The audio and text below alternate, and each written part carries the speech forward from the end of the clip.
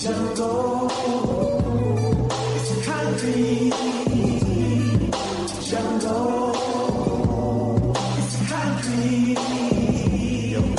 Jungle.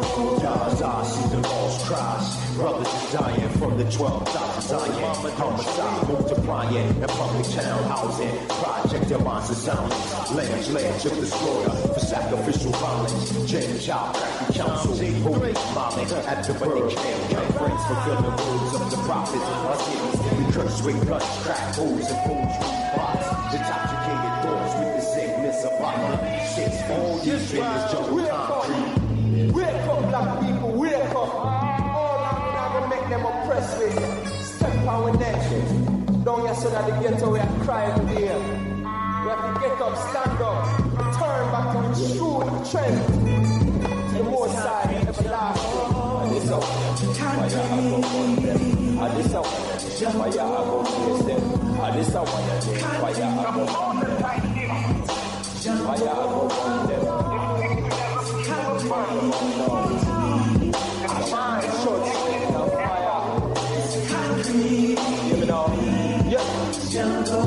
The mighty lions from Zion ignite flammable iron, tossing fire, leaving Babylon crying, trying to escape is futile. Who child, this country jungle is too wild. That's why we got more than two styles. To adapt in the situation is too sharp. And though the road is rocky, I'm ready to try the next mile to bring sight to the blind man and sound to the deaf child. We will survive in this country wilderness. Swimming through the waters of Babylon like a rebel fish. Junglist, specialist, predatory and survivalist. Spitting heaven's fire from his lips. Burning slave driver. This call is being recorded.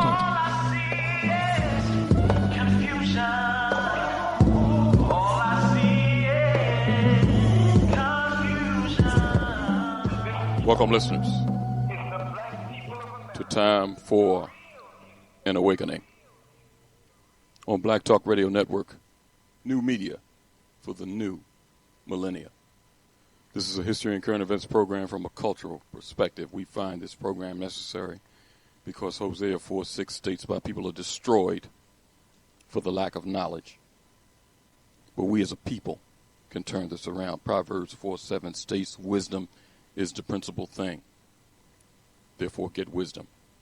And with all thy getting, get an understanding. Again, welcome to the program this evening with your host, Brother Elliot and Brother Reggie. The numbers to reach us to join the conversation this evening is 215-490-9832. That's 215-490-9832. We still are using the Skype line also at 215-253-7263. That's 215-253-7263. We're streaming live at 4 locations. You can go to the Time for Awakening website at timeforanawakening.com and listen to the live stream there. You can also tune in at www.blacktalkradionetwork.com/Time for an Awakening. You can go to YouTube. We're streaming live there on YouTube also at blacktalkradionetwork.com, or you can go to TuneIn. TuneIn is a free app. You can download it to any of your devices, your tablet, your iPhone, your desktop, iPad. Download TuneIn, and in the search engine type in Time for an Awakening, and hear the live stream there. You can even stream it into your into your car. That's Time for Awakening, streaming at 4 locations. Drop us an email at timeforanawakening@gmail.com. That's timeforanawakening@gmail.com. Time for Awakening also has a fan page on Facebook. In the Facebook search engine, just type in Time for an Awakening radio program there. You'll always see interesting content being posted by Brother Reg.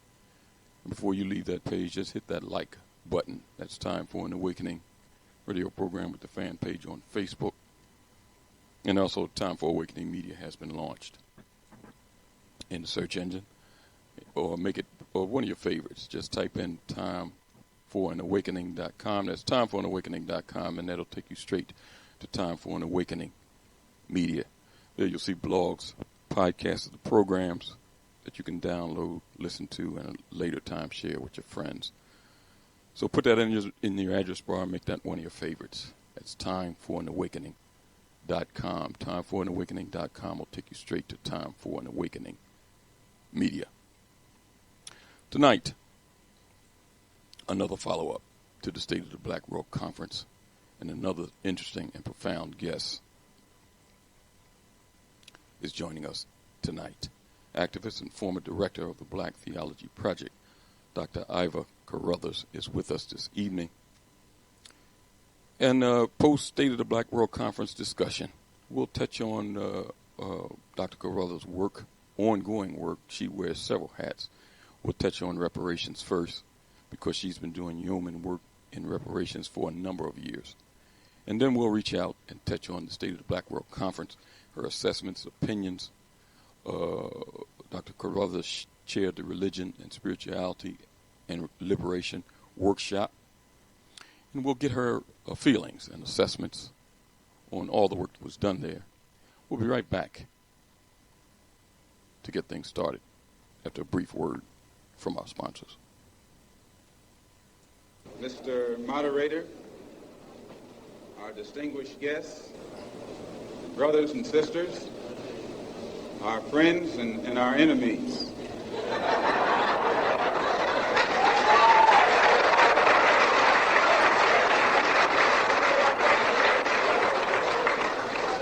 Everybody is here. You are tuned in to the Black Talk Radio Network. For podcasts and live program scheduling, visit us on the web at blacktalkradionetwork.com.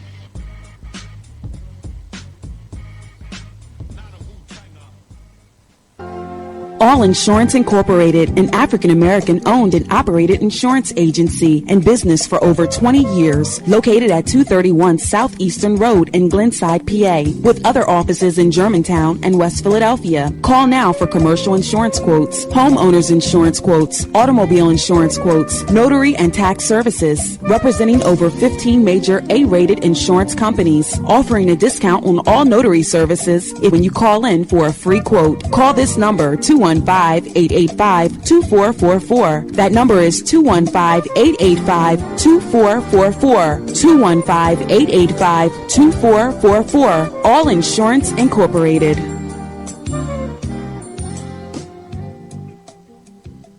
Before your roof becomes unruly, call Dooley. Dooley Brothers, specializing in shingle, rubber roofs, gutters, downspouts, and vinyl sidings. Call for your free estimate today. 215-224-3882. That's 215-224-3882. Dooley Brothers Roofing, the roofing experts you can trust. That number again, 215-224-3882. 215-224-3882. Before your roof becomes unruly, call Dooley. Antiquity to the present, our people need to develop a new paradigm. It's time for an awakening. Sundays, 7 p.m. with your hosts, Elliot and Reggie. Welcome back to Time for an Awakening. And before we get started this evening with our special guest, Dr. Iva Carruthers, I want to play a little segment featuring the voice of our guest. Let me cue this up if I can find it here.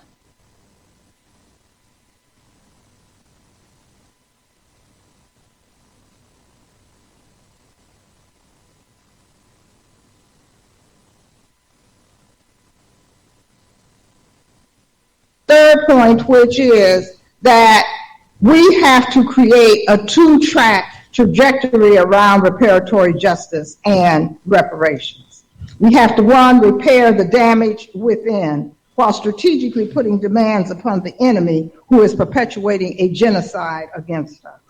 And when I speak about the enemy within, I'm particularly focused on the consequences of the diasporic living in transgenerational racialized trauma.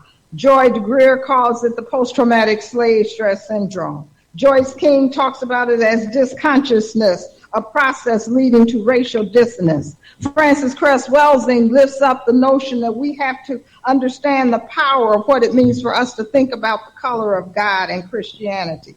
Henry McNeil Turner in the 1800s gave a prophetic sermon that was called God is a Negro. My mentor and mentor to many in this room, John Henry Clark, left us with his autobiographical short story, The Child Who Painted Christ Black. But then John also said that any people who allow another to define and colonize their image of God is doomed to enslavement. And so I'm suggesting that our Pan-African spirituality is what we have to go back and fetch in terms of Sankofa. Mrs. Young calls that spirituality that renews, that reforms, that recreates and restores African people to the integrity of their persons. This revolutionary spirituality is the gift source from God of a visible regeneration that is liberation. And so in addressing the constellation of soul, spiritual, and psychic injuries as the enemy within, it is apparent that many of our people have no conscious understanding of the power of their African spirituality. And so, again, this conversation about spirituality, religion, and liberation, which I'm looking so forward to hearing from the panelists, as James Cone would say, true identity with the divine makes all slaves rebel against their masters. So if you don't have a true identity with the divine, you will not rebel. The voice you heard was the voice of our guest, Dr. Iva Carruthers. Dr. Carruthers? Yes. Good evening. How are you? How are you? I'm fine. How are you? I'm great. I'm great. I'm glad you could join us on Time for an Awakening. Dr. Carruthers, I played that little clip to kind of set the tone for our conversation this evening. I want to touch base with you on several things. Reparations we're going to start first with, and then I want to segue into the segment of the State of the Black World Conference that you chaired, the one on religion, spirituality, and liberation, the workshop that you chaired. But first, let's, Dr. Carruthers, give me your opinions and your reflections first on the State of the Black World Conference number 4. Now, you weren't there for the whole conference. I think you were there for a couple of days. But give me your assessments on the work that was done, the amount of people that were there that were dedicated, the amount of young people. Just give me your overall assessments of what you saw. Well, I can tell you that my spirit was renewed by the time I was there and the energy in the room, the representation, as you've mentioned, of the different generations who were present, the attentiveness and the clarity with which persons both spoke and listened, and the range and interdisciplinary approach to the conversation were all hopeful signs that we're on the right track and we're moving in the right direction. I never evaluate movements by the numbers. It's not about rallies. It is about the continuous attention, commitment, and dedication to stay focused and strategic. And so I was inspired by my time there. Okay, and as I said, you chaired the work session on spirituality, religion, and liberation, and we'll get to that in the second portion of the program. But first, I want to touch base on some of your yeoman work that you've been doing over a number of years on reparations. During the conference, you didn't chair that particular work session, but you spoke on the Pan-African Institute and reparations. I think you spoke behind Brother Hilary Beckles. Talk about your work, Dr. Carruthers, in regards to reparations. And before I say that, I think a lot of people don't realize the amount of work that you have put in dealing with reparations. In 2001, the World Conference on Racism in Durban, South Africa, you addressed the UN. Your writings, your published writings, were distributed among several countries dealing with reparations. And I want to start this conversation off like this. you talk to a lot of our people and people in general. I have a business where I deal with the public. And when you mention reparations, the first thing that comes to a lot of black folks' minds is, well, we'll never get it. But I say this, reparations, the reparations movement is just like other movements out here, positive movements that'll change the dynamic of our people. And everybody is not going to be involved. It takes a special person. It takes a special group of people to forge the way for a lot of our people. Groups have been involved in reparations, such as in Cobra, Conrad Worrell and M. Buff, Ron Daniels with the Institute of the Black World, individuals such as yourself, Dr. Hilary Beckles, Ray Winbush with his published writings. Talk about the work that has been done in reference to reparations worldwide for our people here in the diaspora.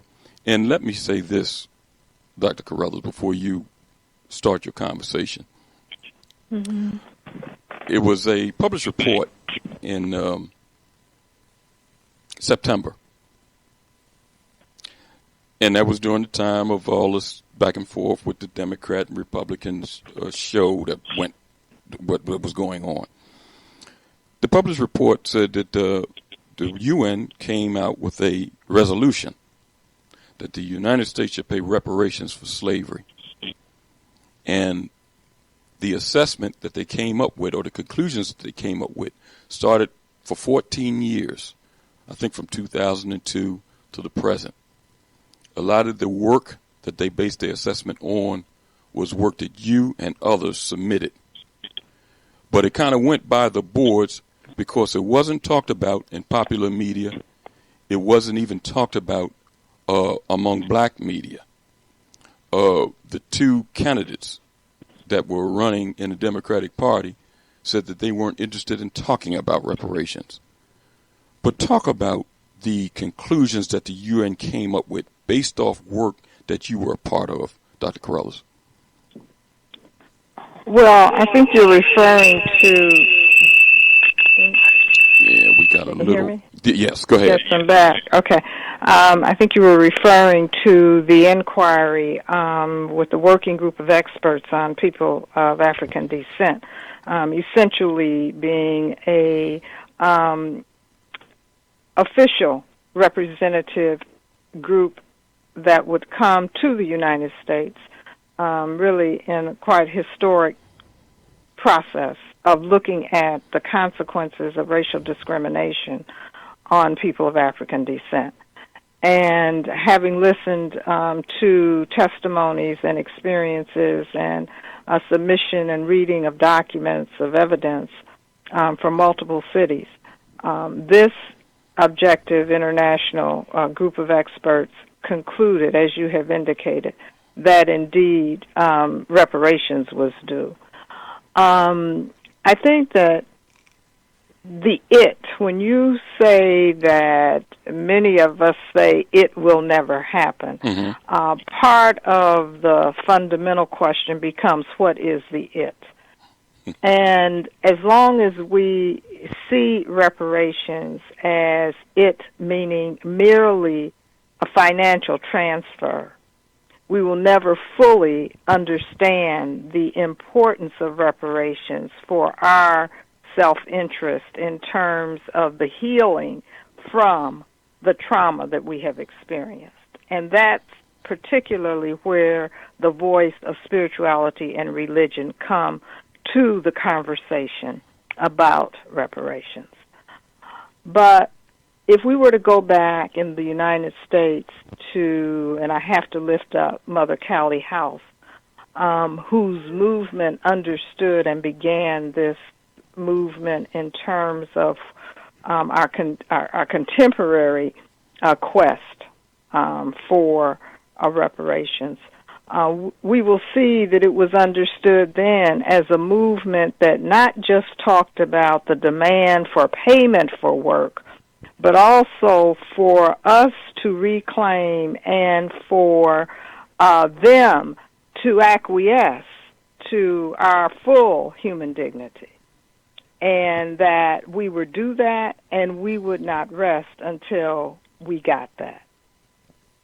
So when we talk about reparations and we talk about the it of it, I think we have to talk about what that means in the fullest of what it means to repair the damage, what it means to make us whole again. They can never pay us, as Martin Luther King said, who spoke of reparations. They can never repay us for the work that we did.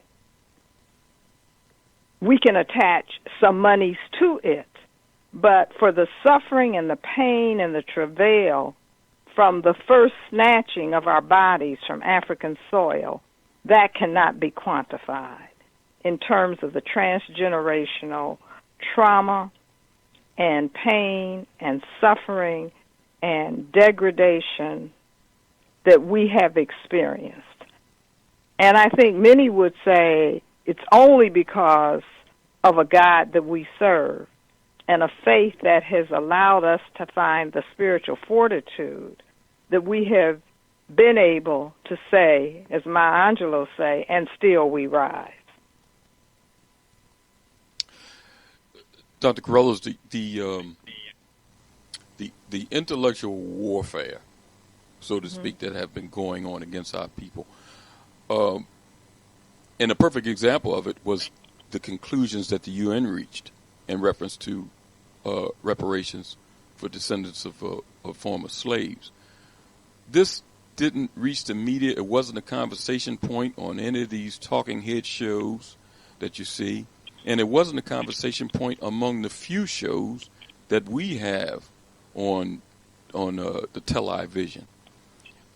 But the realization of reparations is going to come from the hard work of our people, and also the re-education of our children and of our adults. African-centered education for our children is going to be essential in them understanding the need for our people to be repaired. Talk about that from your perspective as a sociologist and an educator. Well, for sure, it will only happen when, first of all, we feel worthy enough that it should happen. Okay. And when we feel worthy that it should happen, then we will make the demand and do what is necessary.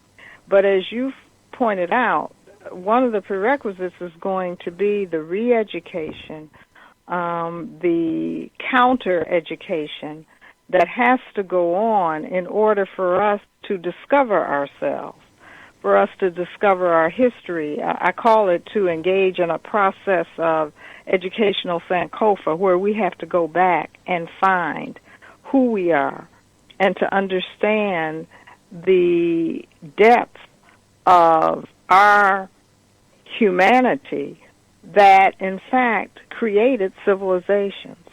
And once we discover the power that we once had, the ways in which the world was organized around relationships that allowed for full expression of our humanity, once we discover that in one another, then we can transform the rest of the world without a doubt. And it begins with, unfortunately, our children now being absorbed by a culture which socializes them to think outside of themselves, to act outside of themselves, and to not be themselves. And, in fact, to be on a quest to be somebody else. Okay. And the manifestation of that has to do with how we treat one another, how we dress, how we see one another, how we deny and have a lack of consciousness about our past, how we define where we're going in terms of our destination. And there needs to be a revolutionary paradigm shift in terms of education of our children so that wherever they go, they never lose their sense of consciousness of identity. And we are engaged in a war, an intellectual war, a social war, an emotional war for the minds, spirits, and bodies of our children. And African-centered education can be a response to that, but we cannot expect anyone to provide us with African-centered education other than us. Okay. Dr. Carruthers, I want to get Brother Richard White involved in the conversation. He's co-hosting the program this evening. But before I bring Brother Richard in, Dr. Carruthers, give us an overview of the 2001 World Conference on Racism in Durban, South Africa. As I recall, President Bush at the time, said that America wasn't going to send representation, and Israel joined them. And black politicians that supposedly represent black folks did what Bush said, and they didn't go. But the people that were there were grassroots people, interested brothers and sisters, organizations and movements that really represented our people, and you were one of them. Talk about give us a kind of feeling of what the other nations felt about what you and others were presenting. Did it seem like that they just going through the motions, like sometimes these people here when you're talking about reparations with Europeans here in the States, or did it seem like the other nations of the world were really interested in what black folks were saying? Well, I think it depends on who we're talking about. Okay. I think that for sure other nation states which represented African people were under a lot of pressure to acquiesce to the dangling of the dollars that the U.S. represented and its position represented. Okay. And so we were blessed to have been represented, as you said, by persons that really represented the grassroots of our community, who did a yeoman's job of navigating those political waters and getting, despite the consequences, getting the support that was needed from other parts of the African world. And to the extent that, therefore, there was victory in us having a sense of unity that, indeed, the transatlantic slave trade was determined to be a crime against humanity. I did find it interesting that there was quite a great deal of presence around other peoples who were oppressed by the European Western hegemony, who also organized in their various pockets, from Palestinians to the Dalit in India, who identify as African people of legacy, right? But on the floor where you had delegate status, and there were, I think, 3 of us who were Africans from the U.S. who had delegate status.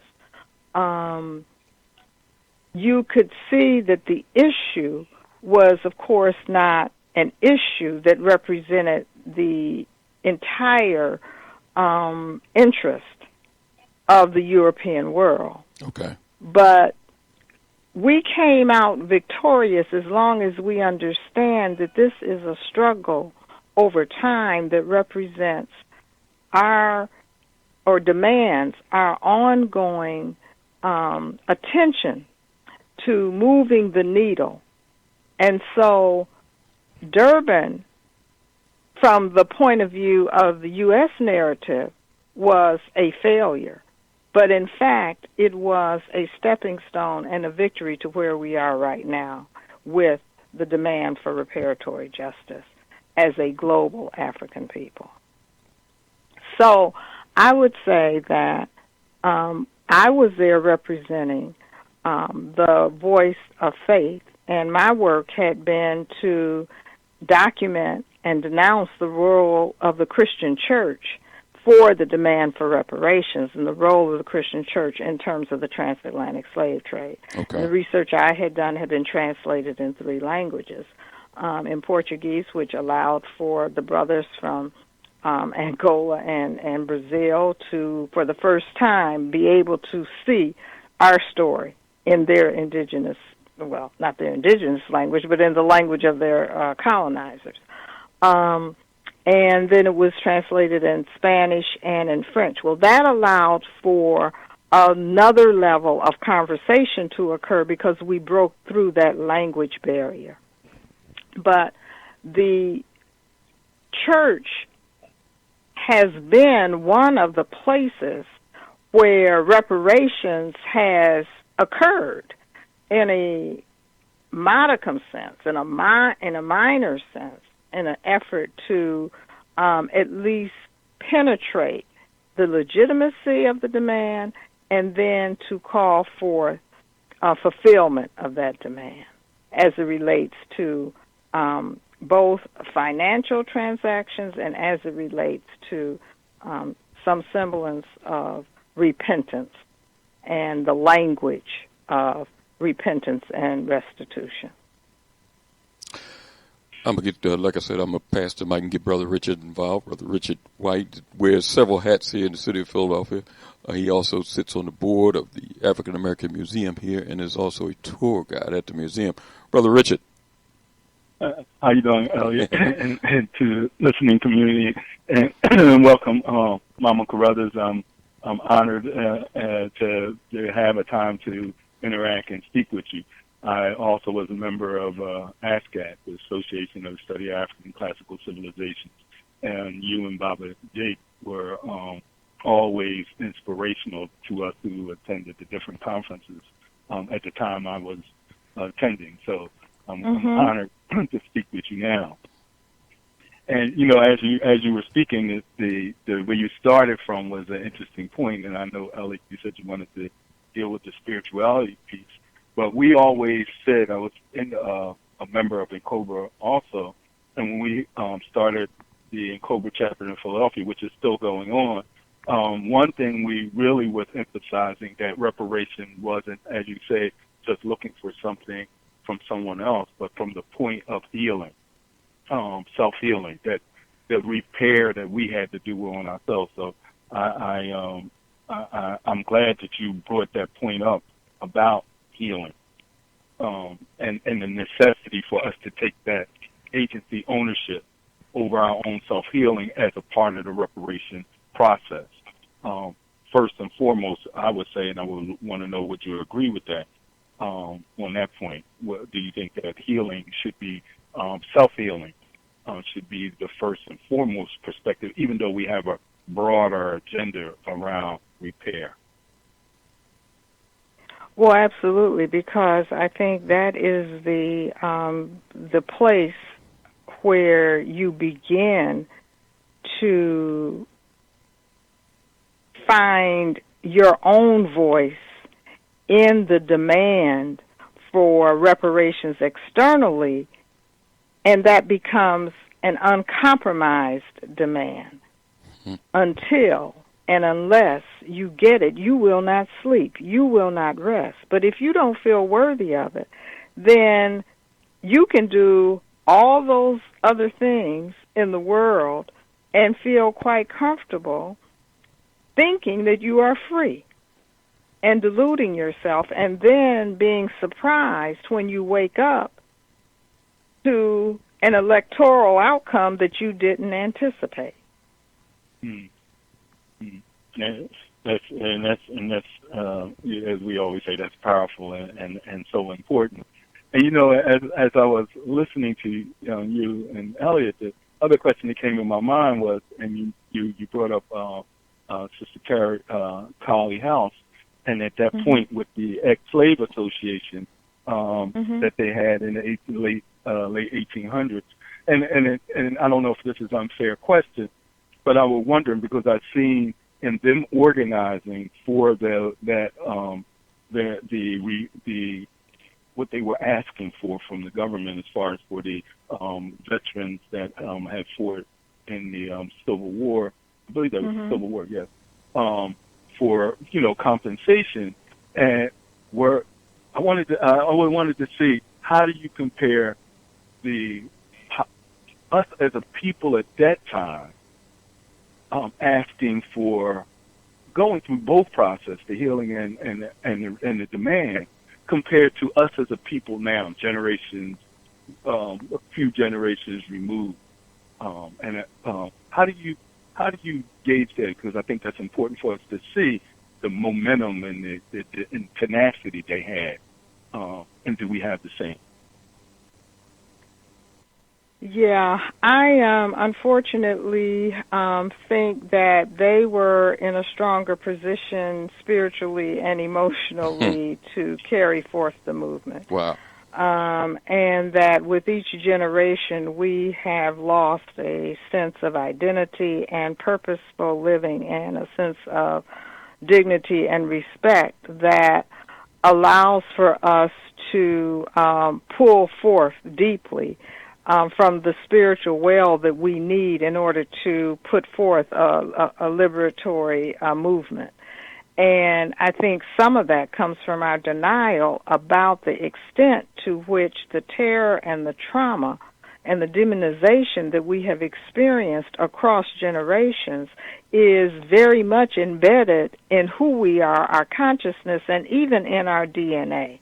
In other words, that kind of unaddressed trauma is a part of our cellular, psychological, emotional, spiritual understanding of self in a way that unless we address it and confront it, we will increasingly lose our children because they will not have a sense of who they are and purposeful living. They will not have a vision, and they have lost hope. And in losing that hope, they've lost their humanity in a way that allows them to turn on themselves. Elliot, is it possible if I can ask like two more questions? Yeah. We'll go to the break in another 5 minutes, but go ahead, Rich. And thank you, Mama Carruthers, for your response. As you and Elliot were speaking, another sort of question came to my mind because of when you said the South African, the conference that had occurred in South Africa, that you've seen it as a success. And in your paper being presented in those multiple languages, and it made me think of one thing that we used to always emphasize when we go to our ancient civilization perspective, the point of the power of Nomo. And you were raising a question about narratives, and at that point, y'all created and had a narrative that touched I don't think people mind me saying, the spirit of our African self. And it seems to have risen at that moment. Or do you see with the Caribbean coming, pushing for making the announcement about the need for reparations? And I think that was a part of the conference. They spoke at the conference, or it was representatives at the conference that occurred a couple of weeks ago, that was the continuation of that power of the narrative, that power of Nomo, that now even the Caribbean countries are saying the importance of the world, European world, to recognize that they are also on board, that reparations has to be considered and paid. Right, and so Nomo in two ways. Nomo, the word, you know what? In terms of our Dr. Carruthers? Yes. We get a little interference. I don't know whether you're on a landline or your cell. I'm on a landline. You are? You know what? This will do. We'll take a brief break, and we'll come back. And I want you to just hang up and then dial back in, Dr. Carruthers. That'll be good. Okay. All right. We'll take a brief break, and when we come back, we'll continue the conversation with Dr. Iva Carruthers, and you can be involved, too, at 215-4 215-490-9832. That's 215-490-9832. We'll be right back.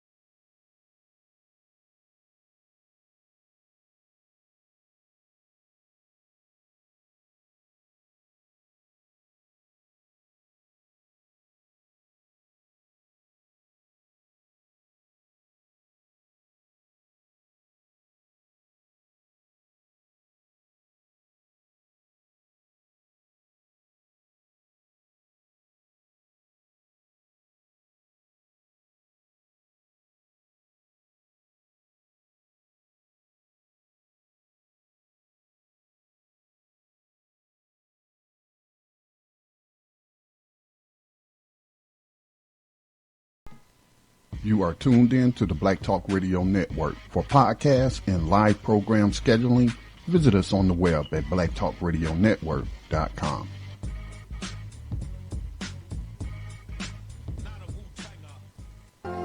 All Insurance Incorporated, an African-American owned and operated insurance agency and business for over 20 years, located at 231 Southeastern Road in Glenside, PA, with other offices in Germantown and West Philadelphia. Call now for commercial insurance quotes, homeowners insurance quotes, automobile insurance quotes, notary and tax services, representing over 15 major A-rated insurance companies, offering a discount on all notary services when you call in for a free quote. Call this number, 215-885-2444. That number is 215-885-2444. 215-885-2444. All Insurance Incorporated.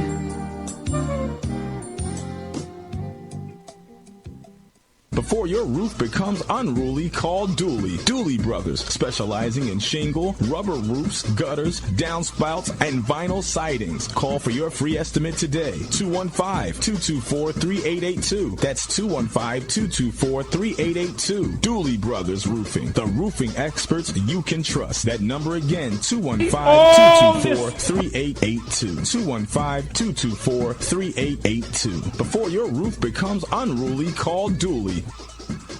Antiquity to the present, our people need to develop a new paradigm. It's time for an awakening. Sundays, 7 p.m. with your hosts, Elliot and Platitude. Man, let me tell you, reparatory justice. God, more I'm telling you, man. See, I'm an old man now. I don't have time to pussyfoot around with no truth. I'm too damn old for that. But if you really want to get something out of this, you got to bring something to the table. And the something that you bring to the table first is the strength of the truth of your demand. Was it Frederick Douglass who said, power concedes nothing without a demand? And I would add to my dear brother, Yeah, and the demand won't even be heard unless there's power backing up the demand. So if this brilliant scholar and the other scholars and diplomats with him pull the criminals into a room to discuss a 10-point plan, and they say, you know how they talk, what you got? We're not going to do it. What you got to make us do it? See? Well, if we backing the scholarship in every city, in every town, in every nation where Africa's children have suffered, realize that this is the time for reparatory justice, then we stand behind them. Now we got to be able to do something to hurt the enemy otherwise, and be willing to hurt him. Don't talk this reconciliation crap. Excuse me. I'm a spiritual man and I ain't feeling too good. But look. How you gonna reconcile with somebody that has done you so evil? And there's, okay, I'm gonna apologize. That's right. These people don't even want to apologize. You gotta fight them to get them to say, I'm sorry. So look at the language. we regret, yes. See? And then they use a conditional, should have. We should have. Recognize you all differently. We should have. Should is conditional. What is the condition that should have been present that would have allowed them to see us as human beings? See, if you don't want to go to the root of this thing, you can't uproot the tree. It wasn't just Britain.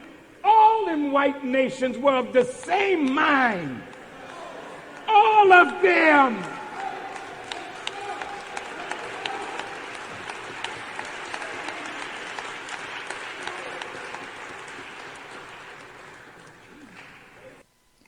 Welcome back to Time for an Awakening. We're joined in conversation this evening with activist, former director of the Black Theology Project, and she wore many hats over her years of contributing to our struggle. Dr. Iva Carruthers is with us in conversation. Dr. Carruthers, are you back? I am back. Okay. You know, I played that segment of Minister Farrakhan talking about the scholarship that was there fighting for our people, which you were one of them, and talked about an uncompromising demand, which you stated earlier. I did want to mention that and play that in reference to our conversation earlier. But Brother Richard, I don't know whether you was able to catch all of that question that he said because you kind of broke up. But did you, Brother Richard, you want to restate what you said before because there's a couple of callers. But go ahead and restate what you had asked Dr. Carruthers.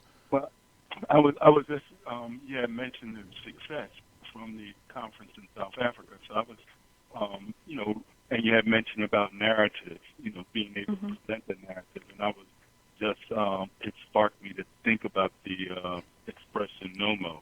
And I wanted to, thought afterwards, maybe you can explain, because I think it connects to that spiritual aspect that you say is necessary for our healing, what nomo means, and how does that, when we talk about now in the Caribbean recently, giving expression the need for reparations from a nation-state perspective, And I wanted to know what the power of that, what y'all did in South Africa to create that narrative. And you say that development, this is the part of that outcome, that success that you mentioned. Well, let me answer in a couple of ways. I'm reminded of the words of Asa Hilliard, who talked about the Western civilization being built by myth makers, and that we have to become myth breakers. And so it's this work of creating counter-narratives to the myths that they have told, which represents the power of Nomo. Nomo meaning the word of God in the terms and the language that we just heard from Brother Minister Farrakhan. It's about the truth. And one of the things that he said at the early part you just played, he says, you have to believe in the truth of your demand. That's what I'm talking about. You have to believe in your divinity first, and then from that you have truth. And you represent truth, and your humanity demands that you make the demand for your truth. And in that sense, Nomo, for me, there are two parts of that I think represent part of what we gained at the Durban Conference. One was we broke some linguistic language barriers.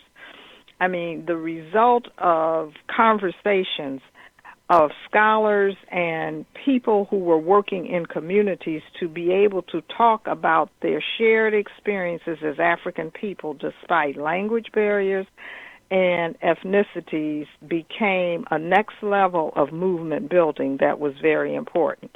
And so in response to people being able to get the African Heritage Bible, for example, in some of my engagements, or reading about the church and reparations in their language, got conversations going which would never happen before.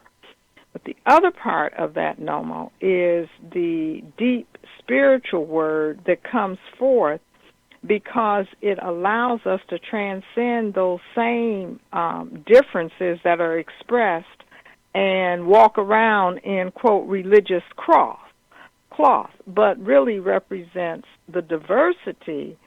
Underneath it all, though, is the commonality of the African spirit. And it's that manner of spirit that John Henry Clark talked about when he talked about we cannot allow other people to colonize our understanding of God and divinity. It's that kind of spirit that Howard Thurman, the theologian, talked about when he said, I'm trying to understand what was the power of the spirit of my people that allowed them to survive the Middle Passage.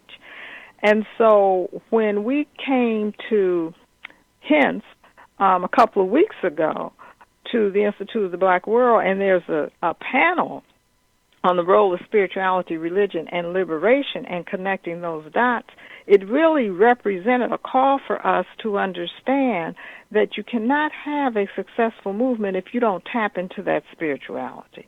And that spirituality is transcendental. It will allow us to connect to brothers and sisters who don't share the same physical context or geographical or cultural context per se, who live in a different nation state, who may speak a different language, but allows us to understand what it means to be an African person in a world that is organized against us. And so when we can get our children to believe in the truth of our demand, we will automatically be on a trajectory where we organize our minds, we organize our communities, and we organize the resources, the financial capacity that gives us the independence to do the transformative work that is the work of reparatory justice.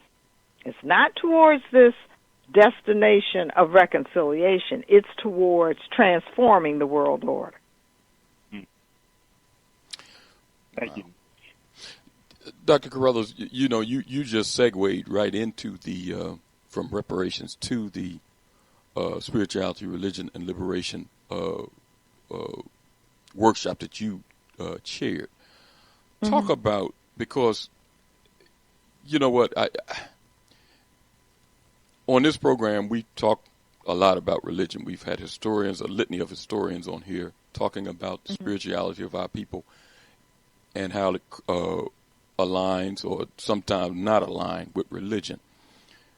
But talk about some of the generational differences around spirituality and religion among our people in our community. Well, if I can go back to the question that was asked about when Callie House and Reverend Dickerson founded that movement. And I said our people were perhaps stronger than spiritually. Okay. When we think about that in comparison to where we are now, then I think what we can witness is that a part of the strength, the beauty, and the challenge and the call of the Black Lives Matter movement is that they don't intend to be co-opted by false prophets, and that they are, I have found them not to be anti-spirituality and anti-spirit, but they do not want to succumb to the authority of false prophets who walk around with religious piety.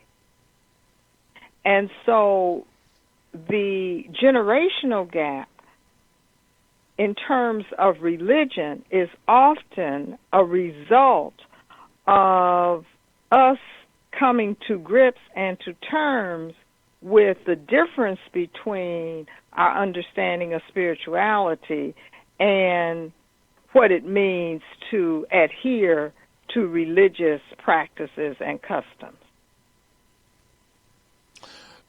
Dr. Carruthers, now, to my estimation, there's a huge difference between spirituality and religion. Mm-hmm. In my estimation, I think our people are too locked into religion here in this country of our former chattel enslavement and too far away from spirituality, especially the spirituality of our ancestors. Talk about that in relation to your work and your expertise. Well, as the General Secretary of the Samuel DeWitt Proctor Conference, we represent the part of the black church experience that grows out of what's called the prophetic tradition, meaning that we see at the core and at the intersection of what it means to practice our religion is the demand for justice. Justice at the intersection of what it means to be human and to be in relationship with God, okay? And that, though, is just one segment of the black faith tradition. And so when you correctly acknowledge that many people who practice Christianity are practicing a Christianity that does not necessarily affirm the spirituality that resides in understanding the fullness of your African humanity, then you are, in fact, suggesting and affirming that there is this difference. That means we are confused. And we are going down multiple paths. And so what happens is that the basic tenets of Christianity were African tenets of humanity and religion. And it has to do with, in the Congo, they talk about it as living under the belly or living in the belly of God, meaning everything you do, God sees. And so you have to be conscious of what it means to do right and to be right. And it's not enough just to talk about it. It has to be expressed in the way in which you treat one another.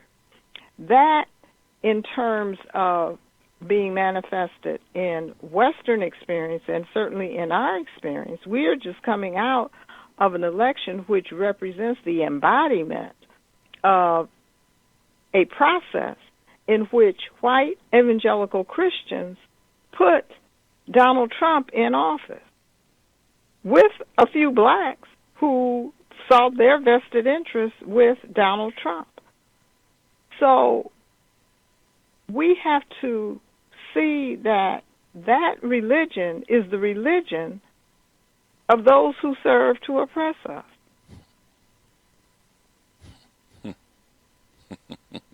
I don't know what to say other than we have to understand that that is not the God of the oppressed. And that is not the African spirituality that gives us the divinity, which says we are God's children and our humanity will be expressed in its fullness by any means necessary.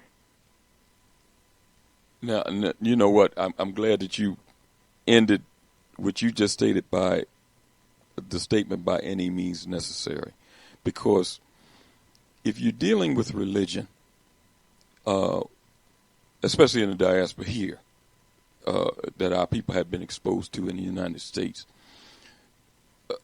religion tells our people, by and large, to forgive the oppressor and get your reward from God when you get through the pearly gates or when you reach heaven. So our people, and especially our religious institutions and politicians that's supposed to represent black people, are reluctant to make any demands on Europeans because in the back of their minds, their religion tells them to forgive Europeans. Talk about that dichotomy and how. Well, their interpretation of the text tells them to do that. Okay. But if you start talking about reparatory justice, that is in the text. So it is not the religion which does that. It is the fact that we have been educated outside of ourselves to not understand who we are and what the truth of our demand is.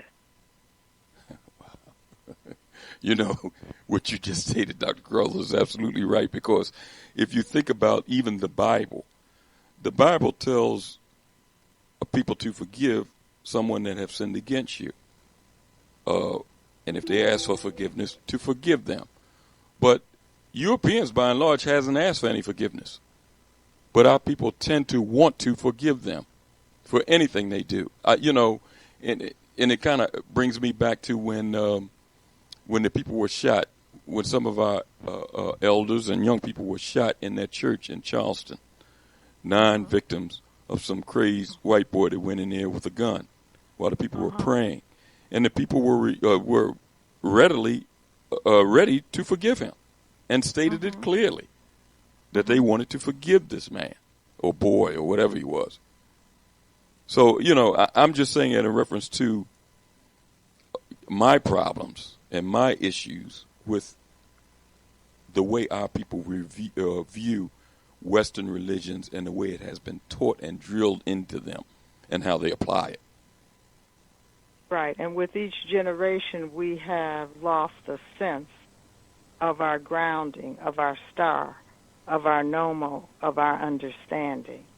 But I have a mentee whose family member was killed. And so we only heard one part of the narrative, the part that they wanted us to hear about the forgiveness.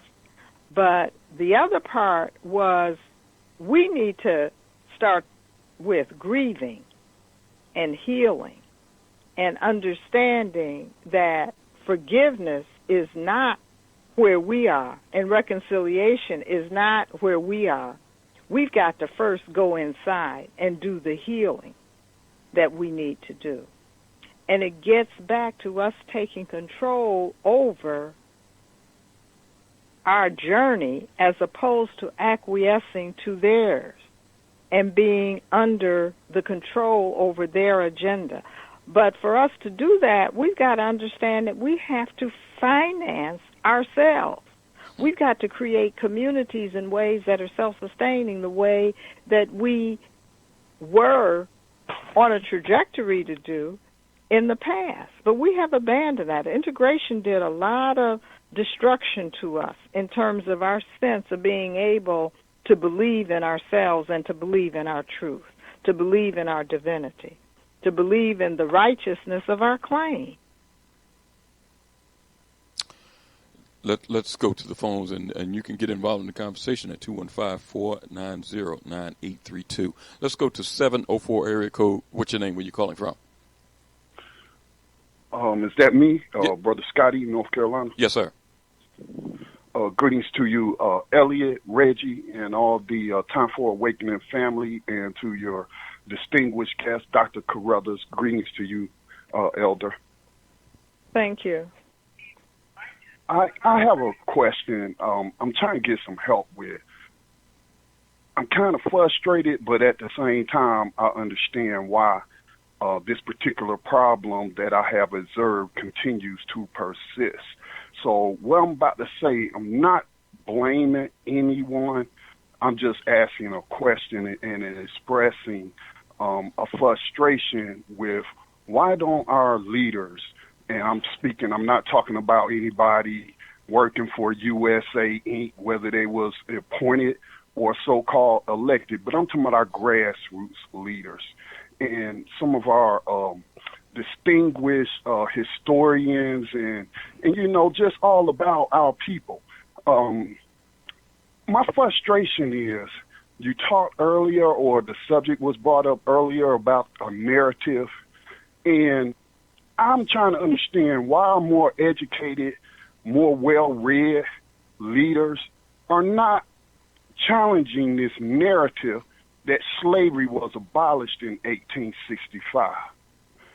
Because when I read that 4 years ago, the 13th Amendment, and there was a recent documentary just came out by Ava DuVernay, and I appreciate her effort to slip some truth to the masses.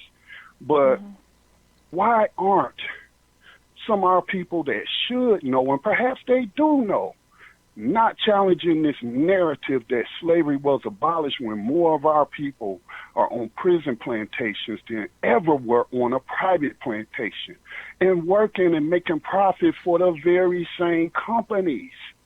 So what should I do to get some of our people who have a large audience to speak, to challenge that narrative? Because I think if people really knew that slavery was never abolished, they just transferred it through the courts to the prisons, and then you're hired out to whatever, highest bidder or whatever, however they do it. But what can we do? Because I think if people really realize that slavery was never abolished, that we would see an abolitionist movement like we saw pre-1865 slavery. Well, I understand your frustration, and I think one of the things I would say to you is that you have to define yourself as a leader and not look outside yourself for these other leaders to speak. And number two, we have to understand that we've got to create strategies that represent guerrilla warfare in terms of counter-narrative. We have to be the bearers of the word step by step to reclaim the memory, to reclaim the concepts, to reclaim the history of our people. And it starts with all of us understanding our role as leaders. And you cannot allow yourself to get frustrated because you don't see, quote, those who are defined as leaders saying what you know to be true. But there is no doubt that the slave ships that carried us physically across the Atlantic have only been transformed into prison plantations for profit. We were a commodity then, and we're a commodity now. Yes, ma'am. I appreciate that. When I read the 13th Amendment, and this is why I don't blame the masses for not knowing, because I just turned 50, so here I was at 46 years old, never chanced upon, nobody ever read to me or showed me the 13th Amendment, but I immediately knew upon reading it that slavery was never abolished, and they just put a loophole in there. So what I did was create a radio program called New Abolitionist Radio, which airs on this very network, and so I am holding myself accountable and getting this out there and working with others, and we refer to ourselves as New Abolitionists or just simply abolitionists, working to abolish slavery for real this time. But I have reached out to other people. I mean, I have a pretty sizable audience, but I can't reach everyone. And some of these other people that have outlets, I feel like, for example, I'm gonna put his name out there until he answer my question. Now, I know Dr. Boyce Watkins knows about the 13th Amendment because I forwarded him a petition to the White House that we have filed to address the 13th Amendment, and he passed it along to his readers. Now, that was like 4 years ago, maybe 3, 4 years ago. So then recently he's been talking about, black economics. And I believe we had to be strong in every people activity area as defined by Mr. Neely Fuller, the noted counter-racist author.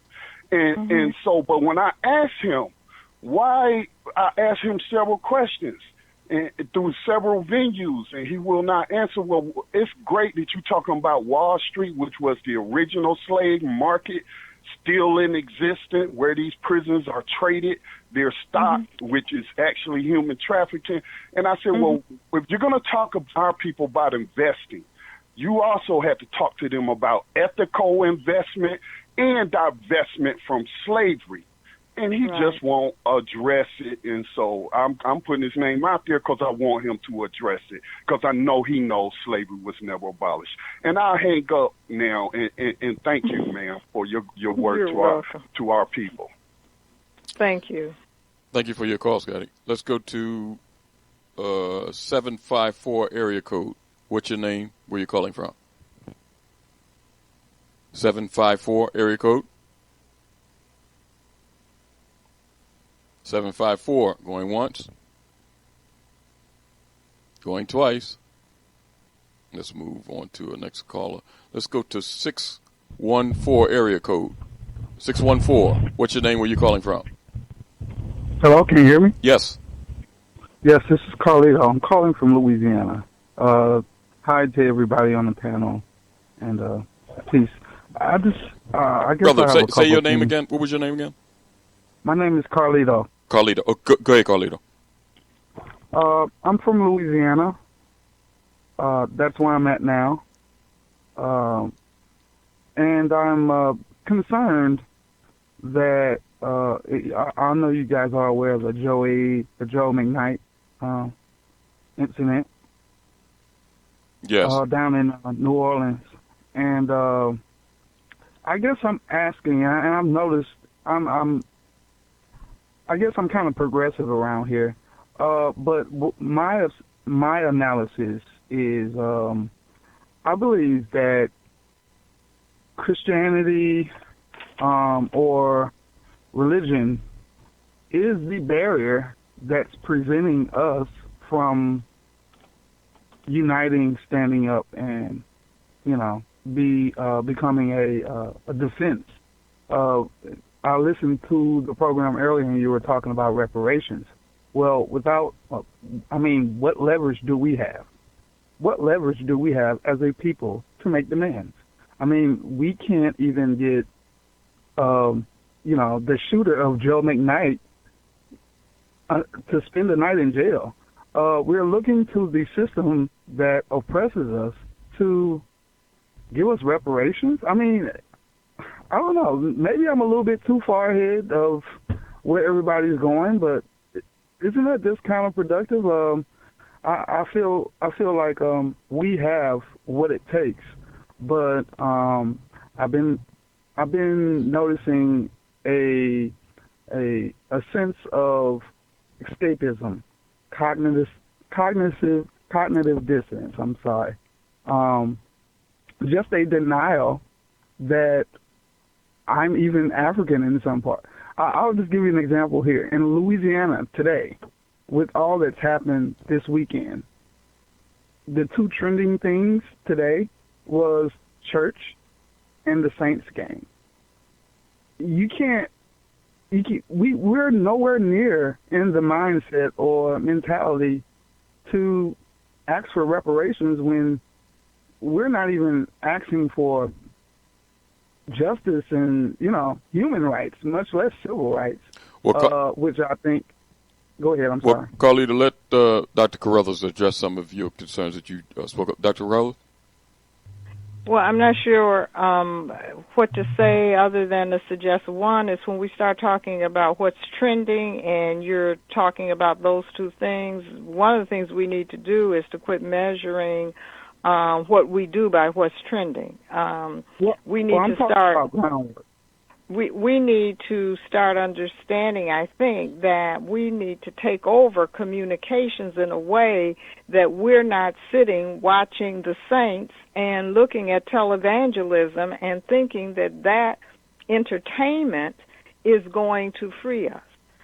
Number two, I would suggest that it is not to point to religion. We can point to every area of our lives and our professions and professionals and see where the dissonance that you're talking about, the cognitive dissonance, is equally transmitted. And so the issue is those who consider themselves conscious coming together with a shared agenda that puts us on a trajectory where we do begin to reinvest in ourselves and create the kind of community and capital and control over the land and the resources that allows us to strategically have impact where it hurts. Okay. How do we get people to invest in ourselves when their dependence on I'll just say it. Their dependence on white Jesus. When you give, I think we give reparations away every Sunday. How about that? Our black business startup money, we spend it every Sunday. So it's not like we don't have what it takes. We're just not in the mindset. We spend it every Sunday? Yeah. Well, I think we spend it every Monday, Tuesday, Wednesday, Thursday, Friday, Saturday, and Sunday. Right. But for one, okay. We spend it when we are entertained. Okay, but it's what we're buying. We buy hope at church. Right. At least get a receipt and maybe some hair from the agents. See, I mean, I believe that, and the reason why I said Christianity is because it's that I'm a former Christian or believer, so I know what emotional hold it has on you. If you think something is miraculous is going to happen and come out of the sky and just stop all of this stuff, then you're not in the mindset to be proactive in your liberation. I would agree with that, if that's what you think. I would agree with that. And if you are suggesting that that's what all black Christians think, then I think you have to go back and look at your history, and you have to find, or at least be receptive to the fact that there are black Christians who don't think that. Okay. If you were to go back in history and to look at the independent institutional development that went on, if you were to go look at where we started independent schools 30 years ago, you would find that many of them were started by people of faith who were using the African spirituality that was transformed into a Christian experience in the United States as a way for them to see their divinity within sufficiently enough that they would struggle for their freedom. Right. And so you have Reverend Sojourner Truth, Reverend Harriet Tubman, Reverend Gabriel Proctor, the Reverend Nat Turner. I mean, you go down the list. Right, but they had one commonality. They were confident and assured on what the struggle was, who the enemy is, and it was up to them. Those were the three things that they were sure about. Today, it's a different paradigm within the but that's not just the church. And I'm just saying to you, that's just not around the church. Well, that's where most of our money goes collectively. I mean, I know we collectively go to Walmart, and I mean, we don't produce anything, so of course outside the church, but the church is the one place that we spiritually feel obligated to give. Well, Carlito, let me say this. I understand what you're saying, but I think a lot of the reasons why some of our people feel frustrated that we're not doing anything is because they don't have access to the information that our people are doing quite a bit. But when you don't have on a widespread shows of this nature, and I'm not talking about this particular show, somebody might say this particular show, but I'm talking about shows of this nature, shows of the brother that was just on, and you got so-called popular media pushing syndicated shows in every city, such as a Steve Harvey or a Tom Joyner, where you got a lot of laughing and joking and satires all the time, then a lot of our people feel as though that our people are not doing anything. But it's a lot of people out here doing yeoman work. It's a lot of black businesses out here that if people realize that they were out here, maybe they would not only invest in them, but buy from them. But we just have to form or get that network together, which was a part of the State of the Black World Conference, where these things can be crystallized, where our people can start unifying and working with one another. It's happening now. It's happening now. It's a new mindset among a lot of these young people where these things are happening, and they're starting to get the messages out. I'm one of the young people. I just study old history. Okay. But I'll give you an example. I can tell you about Lil Mike, but I can also tell you about John Henry Clark. Okay. You know, I can also tell you about Amos Wilson. So I'm a historian. And let me just say this to you, dear.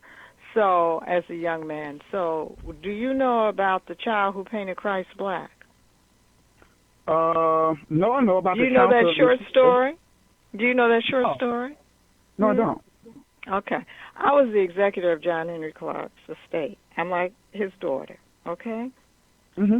John was a novelist and a short story writer before he was a historian. His most famous short story is autobiography, and it's called The Child Who Painted Christ Black. He wrote that before he was a teenager, was thrown out of school as a result of writing that because the county white officer came and wanted to know who was the child who literally painted Christ black. And it was John, who, because he was in quest for understanding, the God within him looked like him. The concept of divinity was in him. As a result of that, he ended up hoboing to New York looking for Arthur Schomburg and discovered Arthur Schomburg and John Jackson.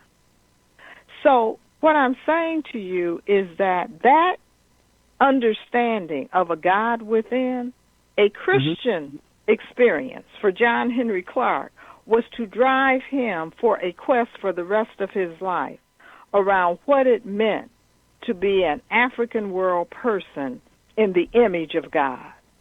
And what that meant was that he would wake up every morning and he would commit his life to struggling for the next generation's understanding that they have a moral, spiritual obligation to seek justice for their people and to seek the restoration of the people.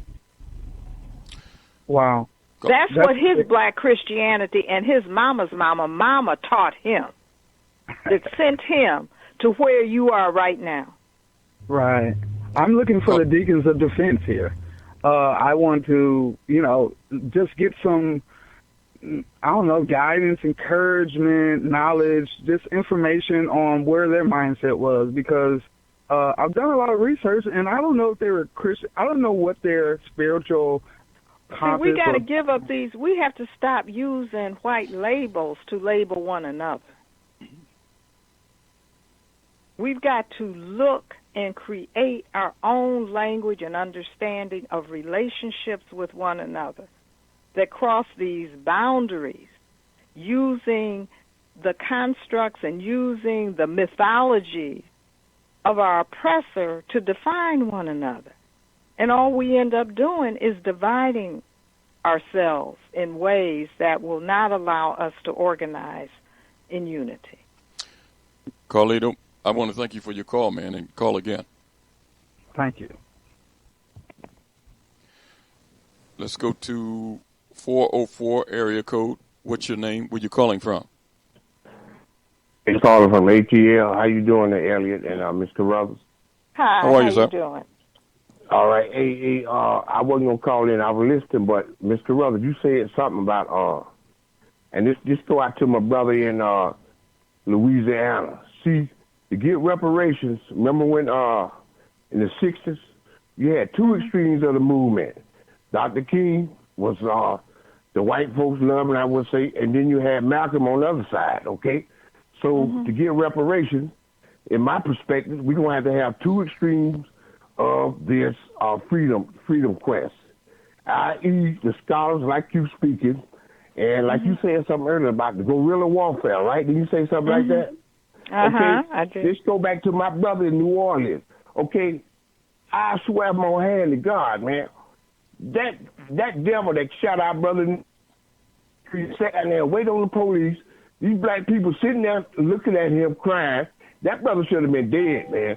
They should have took him out before the police got here. That's what we're going to have, man. We're going to have some guerrillas to set this fire up on these devils.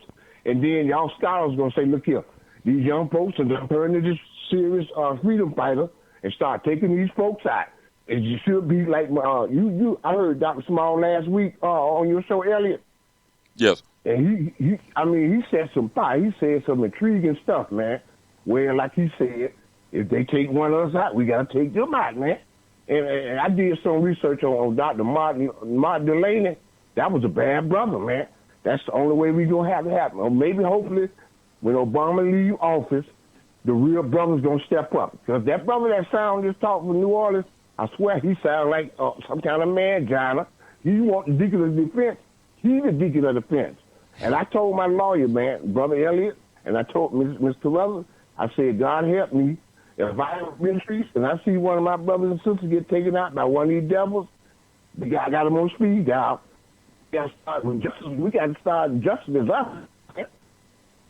I'm here 50, almost 60 years. I'm old school, man. Okay, that's what we have to take, man. Brothers got to wake up and start stepping up, man. Instead of sitting around arguing with women and trying to just logic. I'm making a disclaimer here because I don't want it. You're breaking up. You're breaking up, but we got your message. Go ahead. I hope y'all got the gist of it, man. You know what I'm saying? Mr. Carruthers, I appreciate what you say. I know what you're saying, too. You said trying to wake these brothers up. Let's quit crying and do what it do. Do what we do, man. Okay, I'm in the spirit of Dessalines and Toussaint Louverture and Martin Delaney and the rest of my freedom fighter brothers. Johnny had never had me out there when stuff like this happened, man. Because like I told you earlier, you know what I did, what happened down there in Orlando. Okay, that's the way I roll, and that's what's going to have to happen, man. I don't want to take up the show, but we're going to have to put some power on these folks to let them know. We finna go for an eye, man. That's the only way to do it, bro. All right, I agree with Dr. Smalls, man. Okay, that's just the way I roll, too, man. God bless y'all, and we're going to do something. We're going to make this happen in 2017, y'all. Thank you for your call, brother. Hey, Ellie and Mama Carruthers, can I? Because sometimes as I hear what I'm concerned about, especially when we talk about our spirituality, you know, and forgive me for always using Cometa as our model. The point that you make in relationship to the need to be about as individuals as we develop this community development or the self-organizing, being beyond creating the relationships with other selves that we're organizing with. Because I'm concerned when we become reactionary compared to where we become proactionary and we become development towards an end that has all the mechanisms we need to protect ourselves, to develop ourselves, compared to just reacting to things. And I guess I'm asking when you're saying, Mama Carruthers, about our spiritual connection that you gave, and I never heard Bob Clark that that whole thing, the child would be painted Christ black, the child painted Christ black. I never heard that one before, so I appreciate that. But you gave him as a model of being not reacting, but acting from that spiritual center that he was given as a part of his relationship with his family. And I guess I'm asking, does that make sense? Because a lot of times I hear us getting ready to react, and we're not really talking about developing from that spiritual connection part. I think it makes a lot of sense, and I think that speaks to the internal healing that we have to do, because part of what happens when we often are reactionary is that we're in isolation, and it's a culmination of the frustration, of the trauma, of the lack of support that we feel, of the inability for us to celebrate, and so we're always struggling, and we need to create crucibles and communities and spaces that are sacred and safe, that allow us to do the hard work of self-critique, but at the same time allow us to celebrate one another. And that is what it means to dig deep in one's spiritual fortitude and to create those circles of protection for one another that allows us to stay unified and to continue to move forward on one accord. You know, we're going to take a brief break, and when we come back, we're going to continue this conversation. We got about 30 minutes left, and I thank you for staying over time with us, Dr. Carruthers. But we'll take a brief break, and when we come back, we're going to continue the conversation. You can get involved, too, at 215-490-9832. That's 215-490-9832.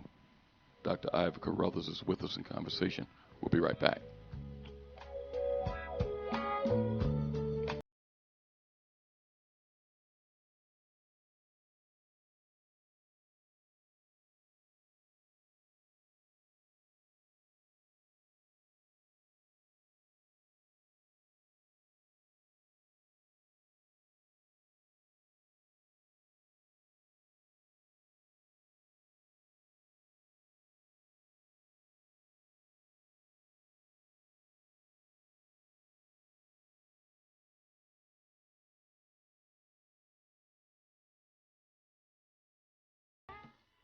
You are tuned in to the Black Talk Radio Network. For podcasts and live program scheduling, visit us on the web at blacktalkradionetwork.com.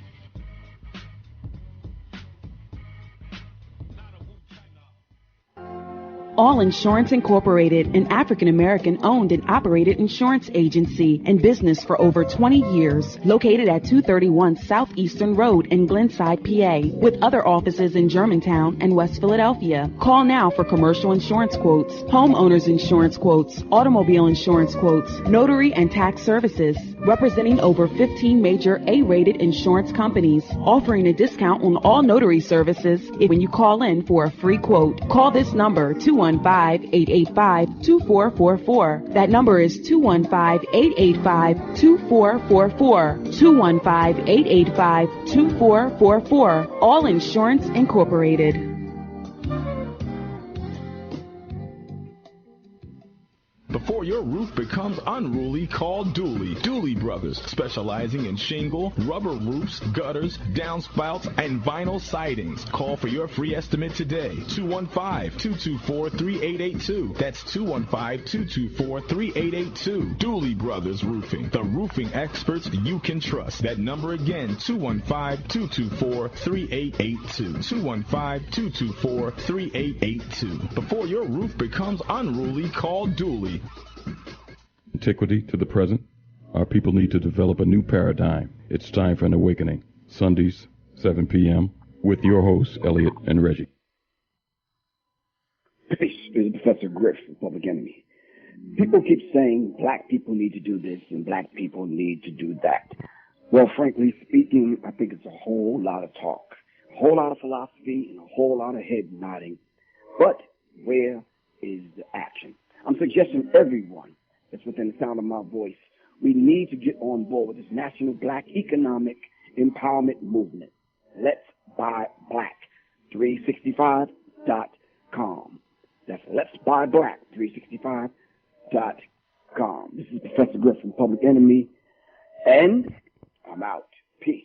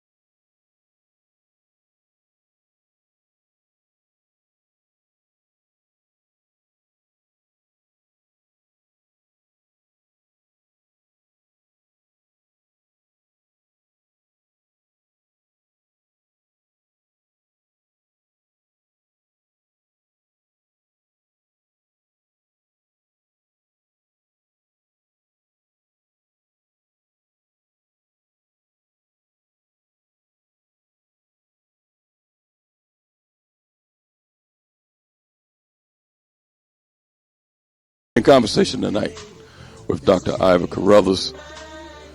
She's with us tonight talking about reflections of the State of the Black World Conference, her work on reparations, and the workshop that she chaired on religion, spirituality, and liberation.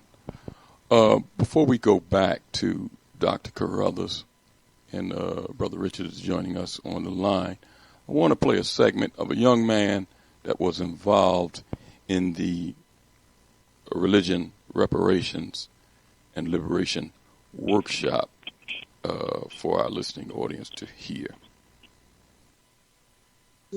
So we are suffering from internal colonization. Well, we are not the first people to ever be colonized. We know that this country was created colonization. So we have to make a comparative judgment. Not learn the lessons of history, then you are bound to repeat them.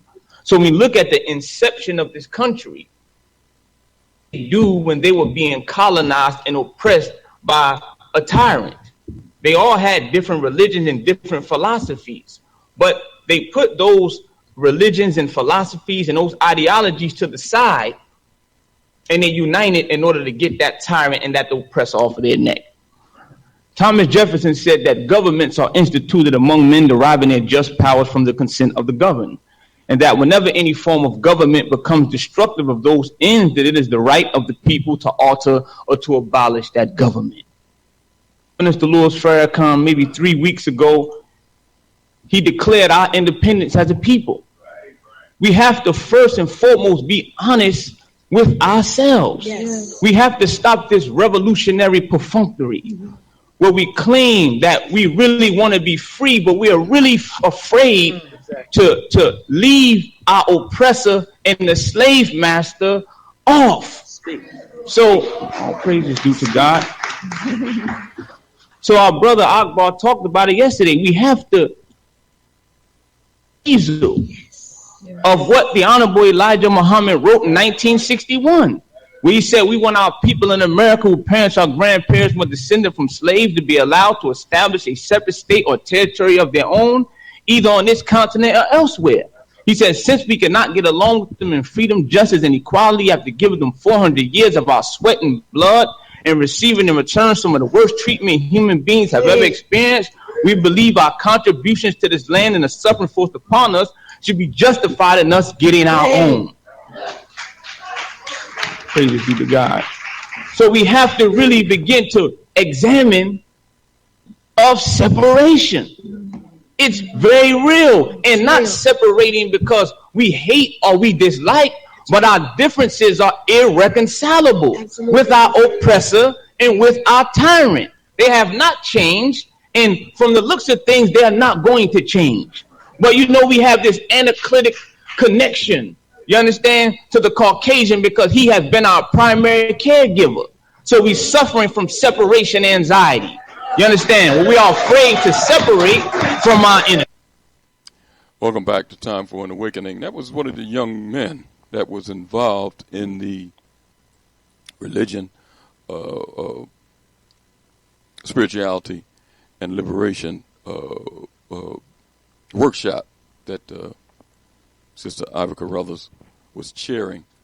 Sister Carruthers, I don't know whether you remember the young man's name, but it was several young people on that panel.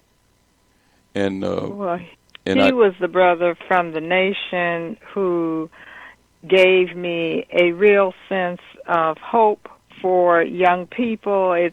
It's wonderful to see young people who are as fired up and as critical in their analysis and thinking and passionate as he is and was. He was almost, if you shut your eyes, a reincarnation of Malcolm. In terms, you could tell he had studied Malcolm in both content and intonation. But I think, to his point, that what the next step is where we have to go, which is where Elijah Muhammad was also pushing us, which was to create an economic system of self-reliance and independence that would allow us to participate in a global world and in a world even within the context of these geographical states. The one thing that we do know is that this civilization as we know it is on a downward spiral. It is in a death spiral. And the question, as Malcolm said to us a long time ago, is how do we get off of it as it is dying? And so one of the things we've got to do is to be able to have a longer-term view that allows us to say, what are we creating that we can sustain by ourselves? Because one of the challenges of multi-generations of not knowing who you are is that you wake up and the new masters look just like you. And we are increasingly moving towards a place where we are our own worst enemy. Wow. And so what this young brother represents to me was a young brother who had done enough study, who was disciplined enough to acquiesce to the mentorship that you could see he was engaged in, and who was asking the right set of questions. It is better not to have the answer to the right questions than to have the answers to the wrong ones. And so he brought forth, I think, the perspective of Elijah Muhammad and Malcolm and Minister Farrakhan that we have got to address. Dr. Carruthers, and I noticed that that some of the workshops that I viewed, had a cross section of young people and elders together, which is different than you see on a lot of these other meetings and things of that nature. And the young people were really involved in really presenting.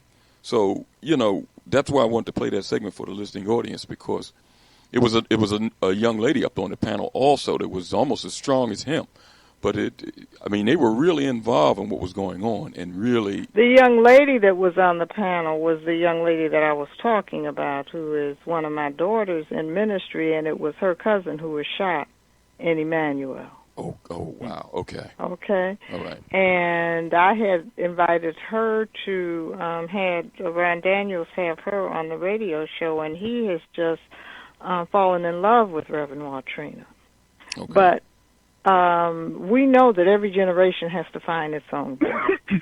And we as elders have got to surround them and support them and facilitate as they do that. As I'm talking to you, I'm getting a text from another young lady who is asking me right now, because she's getting hate mail for the kinds of positions she's taken, what should she do in terms of getting security?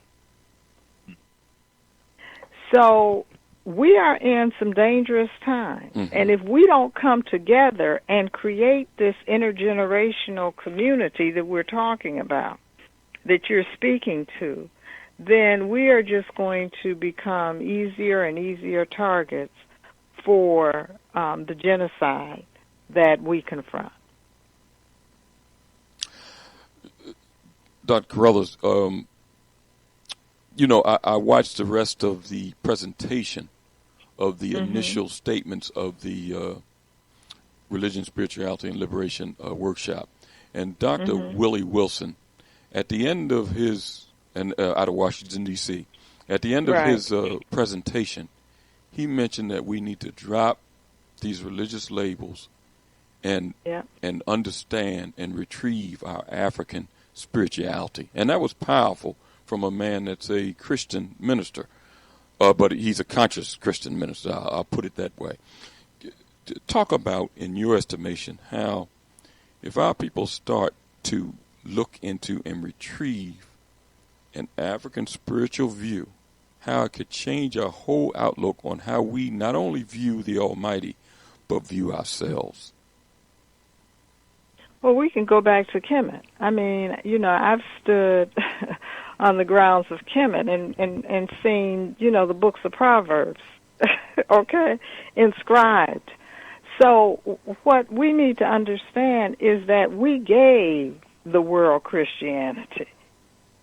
It just came back to us in a way that was wrapped differently by our oppressors in order to be used to oppress us. But our intuitive sense, as Cecil Cone said, we had a pre-understanding about Christianity that comes out of our African spirituality that allowed us to adapt what they gave us and to create the sacred story that would allow us to revolt and resist using their very text and scriptures that they were giving us to further enslave us. So my point is that all we have to do is to go back and rediscover who we used to be in order to understand the divinity that will allow us to move forward. And that's the Sankofa process, to go back so that you understand where you are so that you can create the future. And the labels and the language that white people have put on us that we have adopted and adapted get in the way of that process. Okay. Brother Richard? Yeah, I was saying, Mama Carruthers, that one thing, when you use the power or the symbol of our civilizational connection, it was community, because and I'm going to do it this way, each one of us carry that power of spirit. But one thing that Kemet shows us is that when you have that as a collective entity of community, the power of creativity, when you say being able to create a civilization, to be a people, what you can be able to produce, the genius that you can be able to produce things that even now can't be fathomed how a people could be able to do that. I kind of get excited because I believe that we have a disconnect, that each generation, we're here.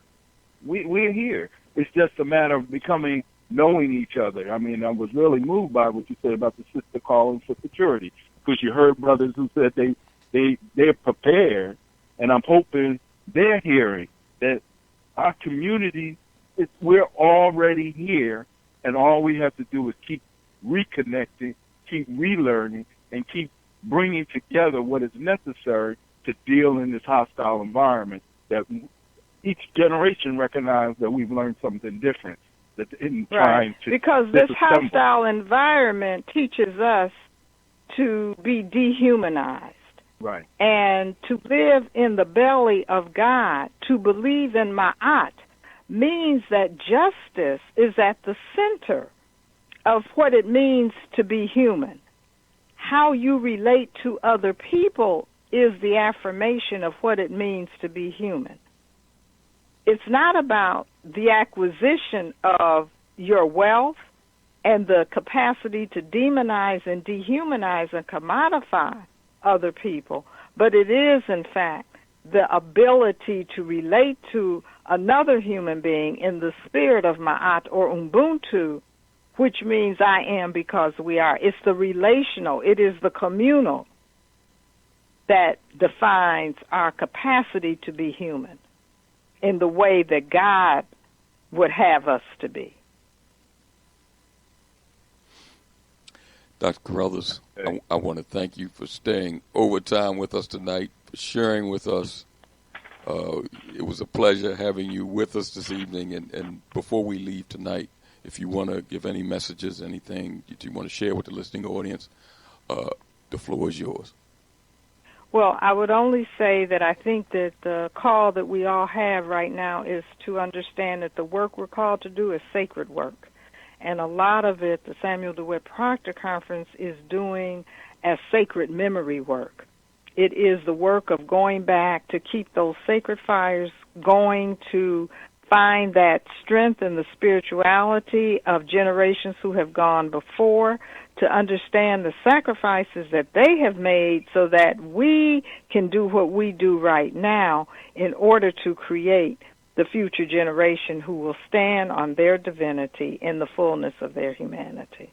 And so I join your listening audience and hope that each and every one who has ears and who has heard will figure out how they can contribute even more so to the collective call that we are about the business of doing as we organize our communities and as we think differently about how we spend our resources in relationship to saving ourselves. Wow. Powerful. Thanks. Dr. Carruthers, I want to thank you for being with us this evening, and I'll talk to you soon. Thank you. Okay, thank you. Bye-bye. All right, peace. We'll be right back.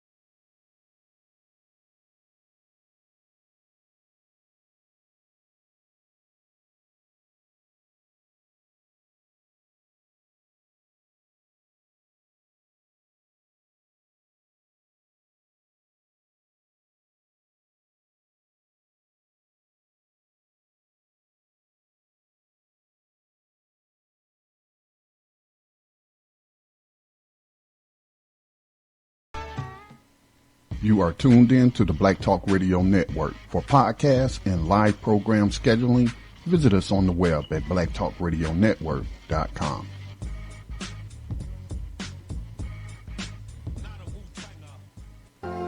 All Insurance Incorporated, an African-American owned and operated insurance agency in business for over 20 years, located at 231 Southeastern Road in Glenside, PA, with other offices in Germantown and West Philadelphia. Call now for commercial insurance quotes, homeowners insurance quotes, automobile insurance quotes, notary and tax services, representing over 15 major A-rated insurance companies, offering a discount on all notary services when you call in for a free quote. Call this number, 215-885-2444. That number is 215-885-2444. 215-885-2444. All Insurance Incorporated.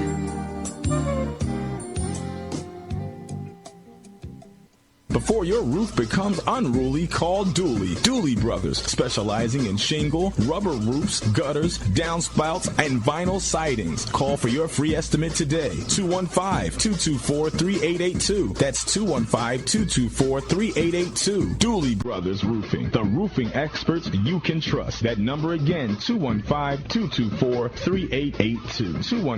215-224-3882. Before your roof becomes unruly, call Dooley.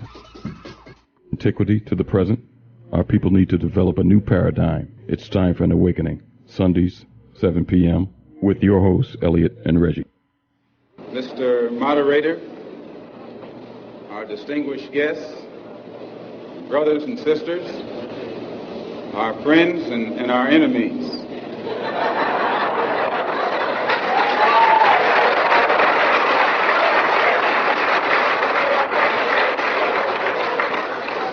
Everybody is here. As many of you know, last March, when it was announced that I was no longer in the Black Muslim movement, it was pointed out that it was my intention to work among the 22 million non-Muslim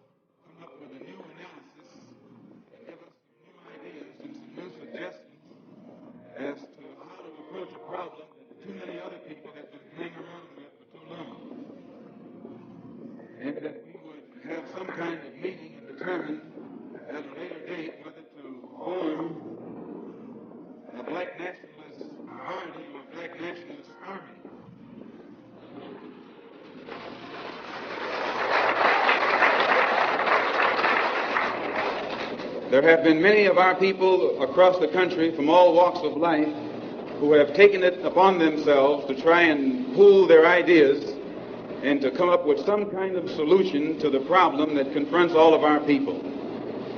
And tonight we are here to try and get an understanding of what it is they've come up with. The economic philosophy of black nationalism only means that we should own and operate and control the economy of our community. You would never find, you can't open up a black store in a white community. White man won't even patronize you. And he's not wrong. He got sense enough to look out for himself. And you who don't have sense enough to look out for yourself.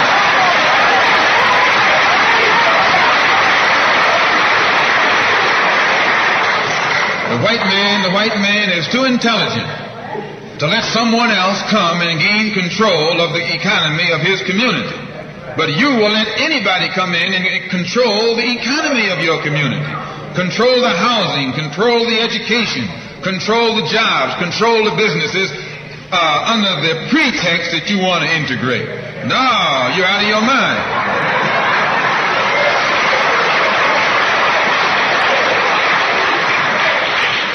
The economic philosophy of black nationalism only means that we have to become involved in a program of re-education to educate our people into the importance of knowing that when you spend your dollar out of the community in which you live, the community in which you spend your money becomes richer and richer. The community out of which you take your money becomes poorer and poorer. And because these Negroes who have been misled and misguided are breaking their necks to take their money and spend it with the man. The man is becoming richer and richer, and you're becoming poorer and poorer. And then what happens? The community in which you live becomes a slum. It becomes a ghetto. The conditions become run down. And then you have the audacity to complain about poor housing in a run-down community. Why, you run it down yourself when you take your dollar around. Welcome back to Time for an Awakening, and I want to thank our guest that was with us this evening, activist, and as Brother Richard says, she's been on the fighting on this front for a long time, in the vineyards, toiling for quite a while. Dr. Iva Carruthers was with us. Interesting discussion tonight, Brother Richard, with Dr. Carruthers. It keeps moving us forward, continue to move us forward, and thank you for giving me the opportunity to be a part. Even though I'll be glad when Reggie get here, but because this dialogue and what she was saying about, from the spiritual perspective, from that internal, from that healing perspective, that we can do this. I know it. That we have to do this. That we're, and it's just powerful that we need that reinforcement. Some of us have a tendency to kind of look out and say, well, I don't see this being done. Nobody's doing it. But she's right when she spoke to the other caller, I think, that called from Ohio, I think, that we have to be the leader that we're looking for. Right. And, join a group, start your own, get out here. It's something for us to do. It's plenty of work for all of us to do, and we can make a difference. And it's going to happen. Whether we be a part of that change is the only thing that's up in the air. And as you say, recognizing this is a part of it, if we recognize that this is a part of it, as you say, not religion, but spirituality, where each one of us are is where we are in the spiritual development of ourselves from our overall community, not somebody else's community, but from our community. And we have to be clear of where we are. So if we're still students, our work is to continue to learn as students. If we are organizers, our work is to continue to make our organizational effort better. If we're to be able to foster the trades, is to be able to make sure that we are being ethnically ethical in relationship to our trade that we do with each other. But we're all a part of the continuum of this spiritual direction that makes us community, because our community isn't just us individuals. Community is us. Our spiritual community is us as we identify each other, which you said about relationship, and make having that connection with each other. So we're definitely going in that direction, and that keeps us positive and centered, and making sure we stay in our true to our historical selves. Yes, and I want to thank not only Dr. Carruthers, thank Brother Richard, and thank the listening audience for being with us this evening. Lively discussion, as always, and we'll be back next week, Lord willing, to continue on this path towards an awakening. Peace.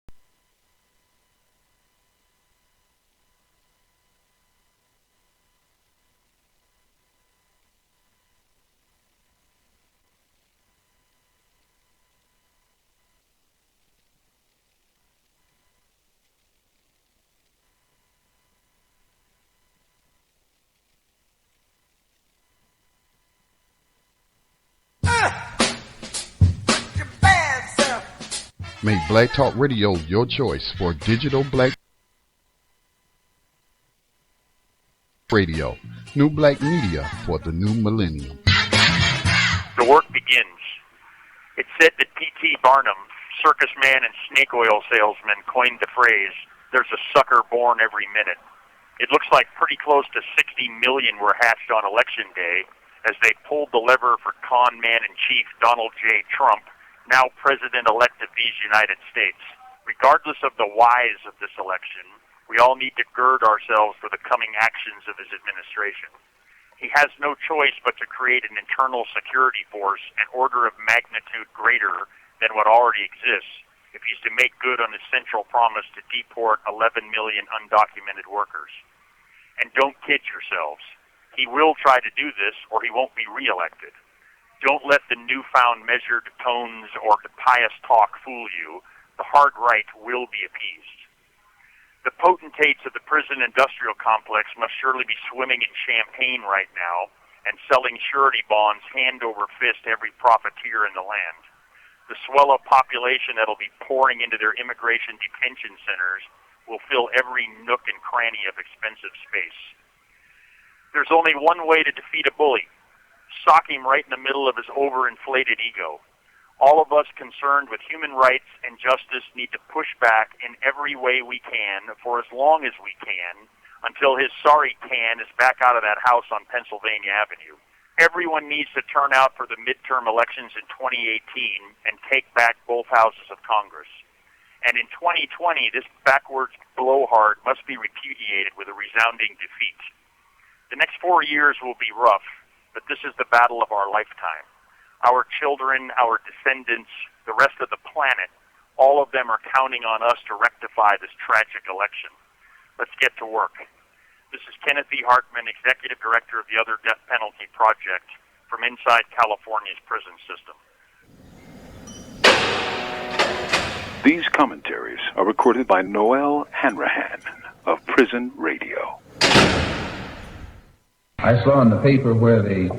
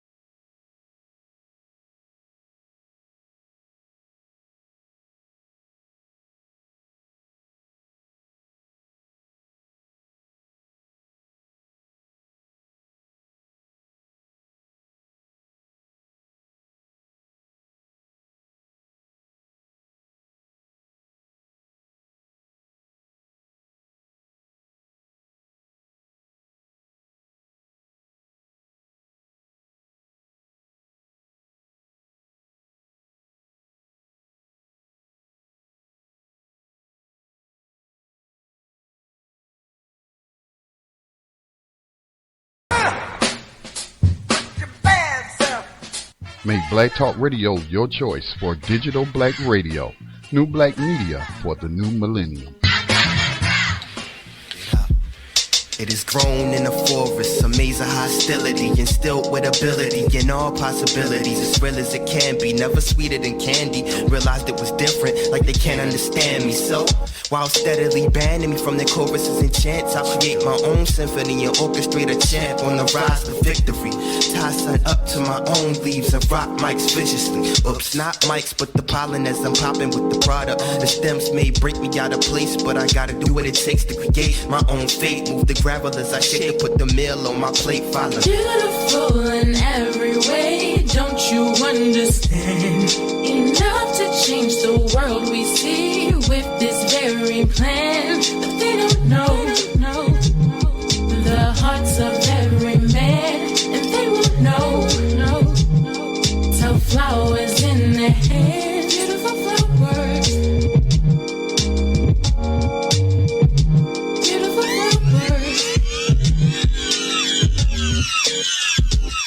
So as I blossomed up slowly, these other plants laugh. You don't even know me yet, you claiming that I'm trash. Huffing and puffing with little foresight, a light. See, your mental won't grow in the dark of night. So I told him just step back and let me do me. Stop pressing the issue, making paper silk screen, but it drove me insane, and I took it as a cue. We are very different, even in the same hue. Purple is a mystery, that's what they calling me, but at the same time royalty. So show me pink loyally, run up the hosiery, squeeze until the greenhouse came. Now they know my name. Beautiful in every way, don't you understand? Enough to change the world we see with this very plan. But they don't know the hearts of every man, and they won't know till flowers in their head. And when I assumed my place to create my zone, to ascend to my throne, it was the end of chivalry. Mistook my kind as a weed do mine, that they seem to find all flaws in everything. I proved myself through all I did, gave my right rib, and I still take jibs. Not a joke like jibs, but you thinking that I'm cocky, seen as average, but you wrong, I'm not sloppy. Joe, remove the seeds just to show. On my adventure it goes, like Pete and Pete compete to be the number one, yo. And now I got this, like you really think that I'ma go? Hell no, I'm top soil making lots of dough, living the relaxed modern life like Rocco. Beautiful flowers, they don't know the hearts of every man. Beautiful flowers, they won't know flowers in their hand.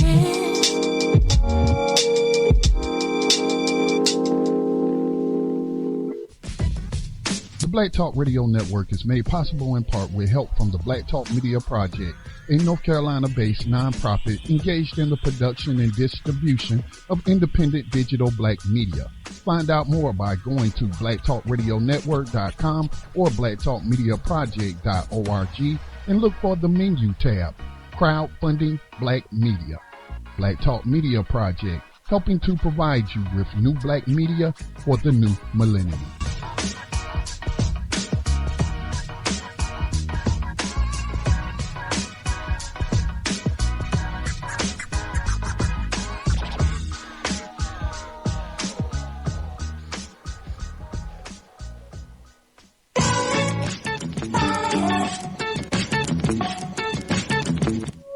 And opinions expressed by callers, guests, and hosts do not necessarily reflect those of the Black Talk Radio Network and Black Talk Media Project. Black Talk Radio is new black media for the new millennium.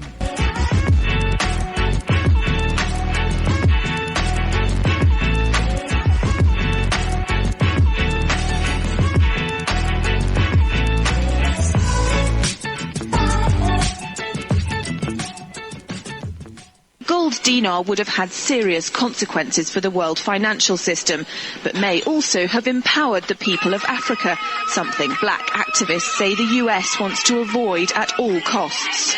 We're slicing cake.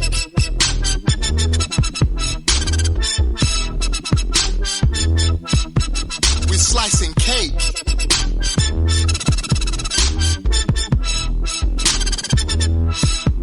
We're slicing cake. Say the US wants to avoid at all costs. We're slicing cake. Say the US wants to avoid at all costs. Called on African and Muslim nations to join together to create this new currency that would rival. Welcome everyone to Tando Radio Show, brought to you by Black Talk Radio Network. I'm your host, Dave Wren. Dave from LA, a.k.a. as the neighbor go by, so just want to thank you all for listening to Tando Radio Show today. Today is November the 28th, 2016.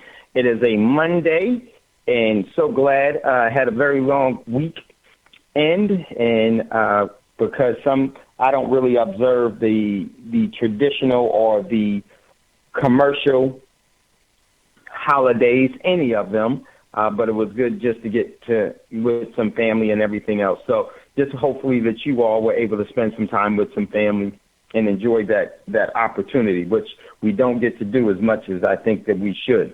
But with that being said, just want to say I miss this family, and I'm glad to be back with you all for this Monday, November the 28th, 2016. This year has pretty much gone by. Wow. Hey, we missed you too, Dave. What's up, Scotty? How you doing, Scotty? Hey, just holding it down, man. Just holding it down. I know, bro. You know, I was Scotty. I was out in the country this over this time period, and had a great time, man. And so I'm really going to be looking to develop some things in a couple of states that we have some land in. Man, it just was just gorgeous. Got some pecans, some from the pecan trees, and man, nothing like it in the world, brother. So, and I thought of you. I definitely thought of you the whole time, and thought about everyone here at Black Talk Radio Network, because this is our home. That you're our family, and this is where we're really comfortable because of the things that we're doing and the things that we're going to continue to do. And we have a live show for you today, and we're going to jump into that. But before we do that, let's always take care of the business at hand, and that's making sure that Black Talk Radio Network is going to be here. And you can easily ensure that by giving some of your finance. And you can do that by going to the website for Black Talk Radio Network, www.blacktalkradionetwork. There you'll see there's a couple of ways in which you can actually donate to ensure that this network will continue to bring you the information that has been bringing you, the ideas that have been brought to you, the possibilities, the opportunities, the ability to be self-sustaining and sovereign, and also the agenda that you can set and anyone else can set as well. So you can easily do that by going to the website, and there you can see right next to the home is the crowdfunding for digital black media. You can click there and follow the information that's there, or you can just go right to the website and hit the donate button that's on the far right-hand corner in green, and you can make your donations there, and that will ensure that Black Talk Radio Network will be here in the future, and that those of you that have benefited from Black Talk Radio Network, that would be everyone that listens to it, will ensure that you have that ability, you have made way and made possible for that ability to be, and what you've gained from this, for someone else to actually have it. And this is the key to really, one of the key things with love is when you stop living for yourself and you start living for the advancement of someone else. So Dave, let's do that and ensure that Black Talk Radio. Yes, sir. David, let me just say something real quick about that. We actually picked up some donors from Africa last week.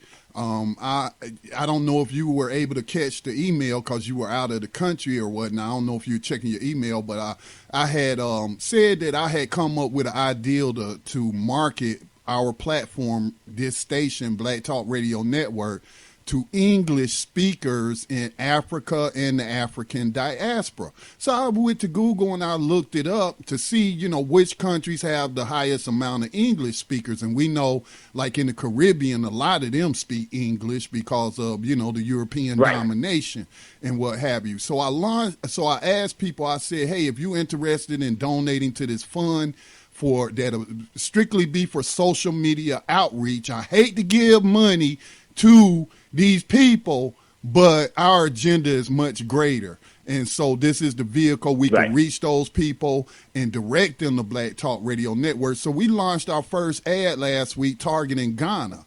And the response in Ghana was overwhelmingly positive, man. I mean, they just love Black Talk Radio Network. So we had like a little couple of $2 donations coming in and what have you, and their African names and what have you. And so I was like, wow. I was like, I don't even know how much that $2 is in their currency or whatnot. Right. But for them to just even making a donation of any amount, man, I'm just so excited as we continue our outreach to open up, like Malcolm said, open up a line of communication with our brothers and sisters in the African diaspora. And I'm just so happy that Black Talk Radio Network is being that vehicle of that line of communication. So I just wanted to add that, man. Man, and I'm going to tell you, Scotty, if you build it, they will come. That is so true, and we all appreciate and thank you. But, man, I know, Scotty, when this is something that is dear to you because you made the biggest commitment of all to establish and to have this platform and to reach into Ghana. And I'm going to tell you, we're going to make it to Ghana. We're going to make it to Burkina Faso. Oh, man, I really want to get into Burkina Faso. Woo! Thomas. So there's so many places within the continent that we need to reach. And I think there's going to be a way even for those that don't speak English that we'll be able to reach those as well. And this is critical for us here at Black Talk Radio Network. It's a responsibility that we have. There's a responsibility for us to actually continue this, regardless of anything else. This is very, very, very important because it gives us an opportunity to connect with not only those in Africa, but those throughout the world. But of course, it is critical that we first establish lines of connection and to resonate with those of us that share so much alike. In spite of what the world tries to keep us from building, there is a great bond that has to be bridged. And Black Talk Radio Network and all of the programs that's here on Black Talk Radio Network is, in my opinion, is a part of that bridge. We are some of the suspension. We are some of the keystones to establishing that. And I just want to say, Scotty, thank you. Thank you for the vision. Thank you for carrying out the vision, because it's easy to have a vision because we all can see, even those that are blind, physically blind. No one cannot have a vision, but those that are willing to energize that vision and to compromise some of their own means, their own fears, their own challenges and obstacles to do it, that is a different breed. And this is a breed that we need to understand that this is a part of us all, and we need to emulate this and definitely cross-pollinate this within our own talents everywhere, because the world is becoming more united than divided. The ability to divide this world is becoming, it requires unsustainable amount of energy. It will fail. And my thing is that I don't know when, I don't know exactly how, and I really don't care. My main thing is to make sure that I do my part, because the world starts with you. You are a universe. And Scotty and everyone here at Black Talk Radio Network, all of you that contribute to Tando Radio Show, that contribute to all of the programs here at Black Talk Radio Network, you are those that said, here I am. And here we go. So, man, this is phenomenal. It's going to only continue to grow. And I'm looking for this to make some universal into the stratosphere and into the deep reaches of the universe. We will reach those areas as well, because there are living likeness of ours that are there. And matter of fact, that's what some of today's show is going to be about. Once we have a special guest, Chico Stick. Sister Davis had called for Chico Stick, and I made a call to Chico Stick to come on, and he couldn't wait to do it.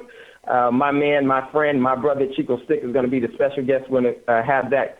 But listen, everyone, you can see how Black Talk Radio Network is growing, so please go to the donation button and actually contribute, give some of your financial energy so that we can definitely propel this overall movement and direction in a way that is orchestrated by us for the agenda that we know is sincere and benevolent. So I'm looking forward to the future, looking forward to the eternity, looking forward to right now. And it's not wasted at all. The water is not wasted on the floor. So I am so encouraged by this all, and this is what we all need to be doing. So also on Black Talk, at blacktalkradionetwork.com, you will also see in the far right margin, if you go down a little bit, you'll see a B, and that stands for BTR Community. It's a social media outlet that has been established by the network for those of the listeners and those that would like to go into and to be joined the social media platform is $24 a year, $24 a year to become a member. And on this social media platform, it's not like the other ones that are more that have been commercially pushed against everyone, where they use your identity for all sorts of things. They data mine, they get all of your information. They want to know who you know, who knows you. And so that is a web that they're actually putting together. And your overall identity is being compromised because they make you think that you are doing something that you are actually gaining from, but actually you are exposing yourself. Many people have lost out on opportunities because of FedBook. And if you know, just, research, do some real soul searching and do some ancestral connection to ask, what is it about Facebook that you need to know? And nothing will ever be hidden from those that seek the truth. It is never far away. It's just that sometimes we removed ourselves to the impossibilities of the truth. And this is what Black Talk Radio Network, Tando, and all the other programs, in my opinion, are here to facilitate, to get us all to a level of our own truths. Because that is the case. Your truth and someone else's truth may be very, very different, can maybe the polar opposites, and neither could be wrong. So this is very important that we establish and to put together what's in our best interest here on BTR community, because I don't post inside of FedBook. Some of you call it Facebook. I don't even post the show, what time the show is going to be, what the show is going to be about anymore at all. I just don't do it. There's no need for me to be there. We've resonated past that. So here at BTR community, this is where we stay, and this is what I think is very, very important, and we would use it to perpetuate the message that we have, the message of life that resonates and springs forth in us all. So definitely go there. Also, if you are interested in taking some of your cash, or what I call your coupons, or really technically what I call your slave wages, because any person that you know that's paid in cash is never, ever given any money. Cash is not money, never has been, never will be. But if you would like to exchange that for real money so that you can have something that has intrinsic value, regardless of the economic climate, it gives you insurance and assurances, two different things, and they're both vitally important. You can do that by going to Prosperity Mint, PROSPERITYMINT.com, Prosperity Mint. Check out what we have. Check out what's in inventory there, and you can definitely, once you are ready to actually acquire some of the precious metals, you can email Wolf6, WOLF, the number 6, PACK, the number 1, at gmail.com, and someone will get with you and to ensure that you understand the process of acquiring precious metals. Make sure that you pay yourself and you save yourself in a way that has been, I would definitely say, divinely purposed for you to have, and that was never in paper. Make sure you get God's money. That is all of the things that have sustainable, intrinsic value that is a part of the ecosystem. And the most perfect form of money, in my opinion, is the precious metal. Silver, gold, platinum, palladium, and rhodium. Silver being the most important one of them all. So you can do that by going to Prosperity Mint. So with that being said, let's jump into what's in the news as we wait for my man Chico Stick to come in. Let me check to see if Chico Stick is there. I don't think, is that Chico Stick number? No, that's not Chico Stick. Okay, so I will definitely, in the break, I'll text Chico Stick, but Chico Stick is always pretty much on time, so he'll probably be here right after what's in the news. So let's do that. Let's jump into what's in the news. So the first article, what's in the news, we posted this one yesterday, and this one came from congress.gov, and this is congress.gov, and this is from the United States legislative body, Congress itself. It's the text from House of Representatives Bill 5732 for the 114th Congress 2015 to 2016. And it says Caesar Syria Civilian Protection Act of 2016. And there is the H.R. Bill 5732, and it's a Syrian Civilian Protective Act. And this one is, what I put here, this is nuts.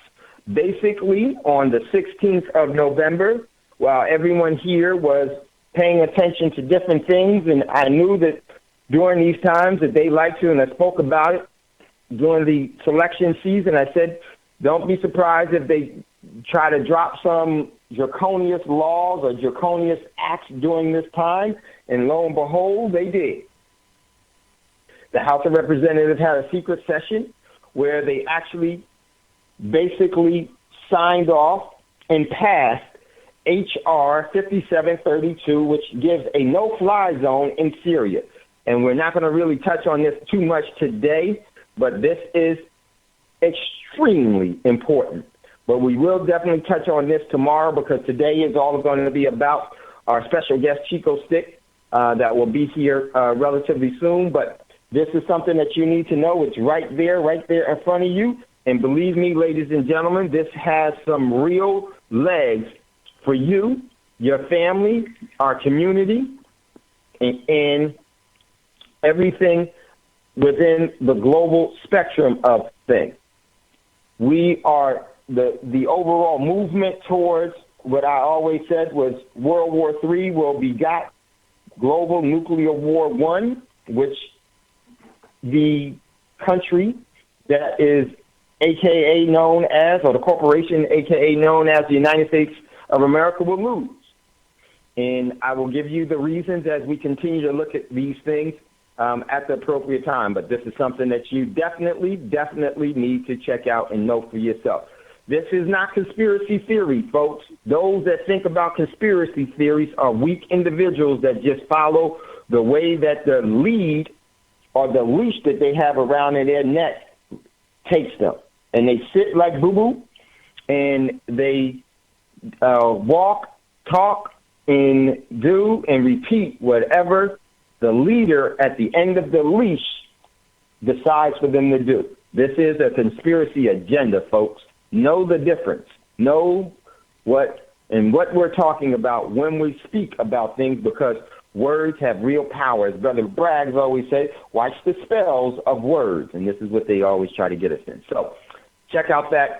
Very, very important. We will definitely have a show exclusively on this and in part tomorrow on Tando Radio Show, God willing. We will have that. Next article comes from the Casey Research. This is where I get off. We begin writing this is from Casey Research. This is where I get off. We begin writing on the war on cash some time ago. This is a really, really good article. You should all catch, and will be a part of tomorrow's article as well. The whole world is starting to move to demonetize cash. And basically, many of us have been hooked, actually just like they do a lot of celebrities. Some of the ones that we household names and take their talents and they get them hooked on a drug, and then they take it from them, and it utterly destroys them. Well, that's the exact same thing. They've got a lot of people hooked on cash.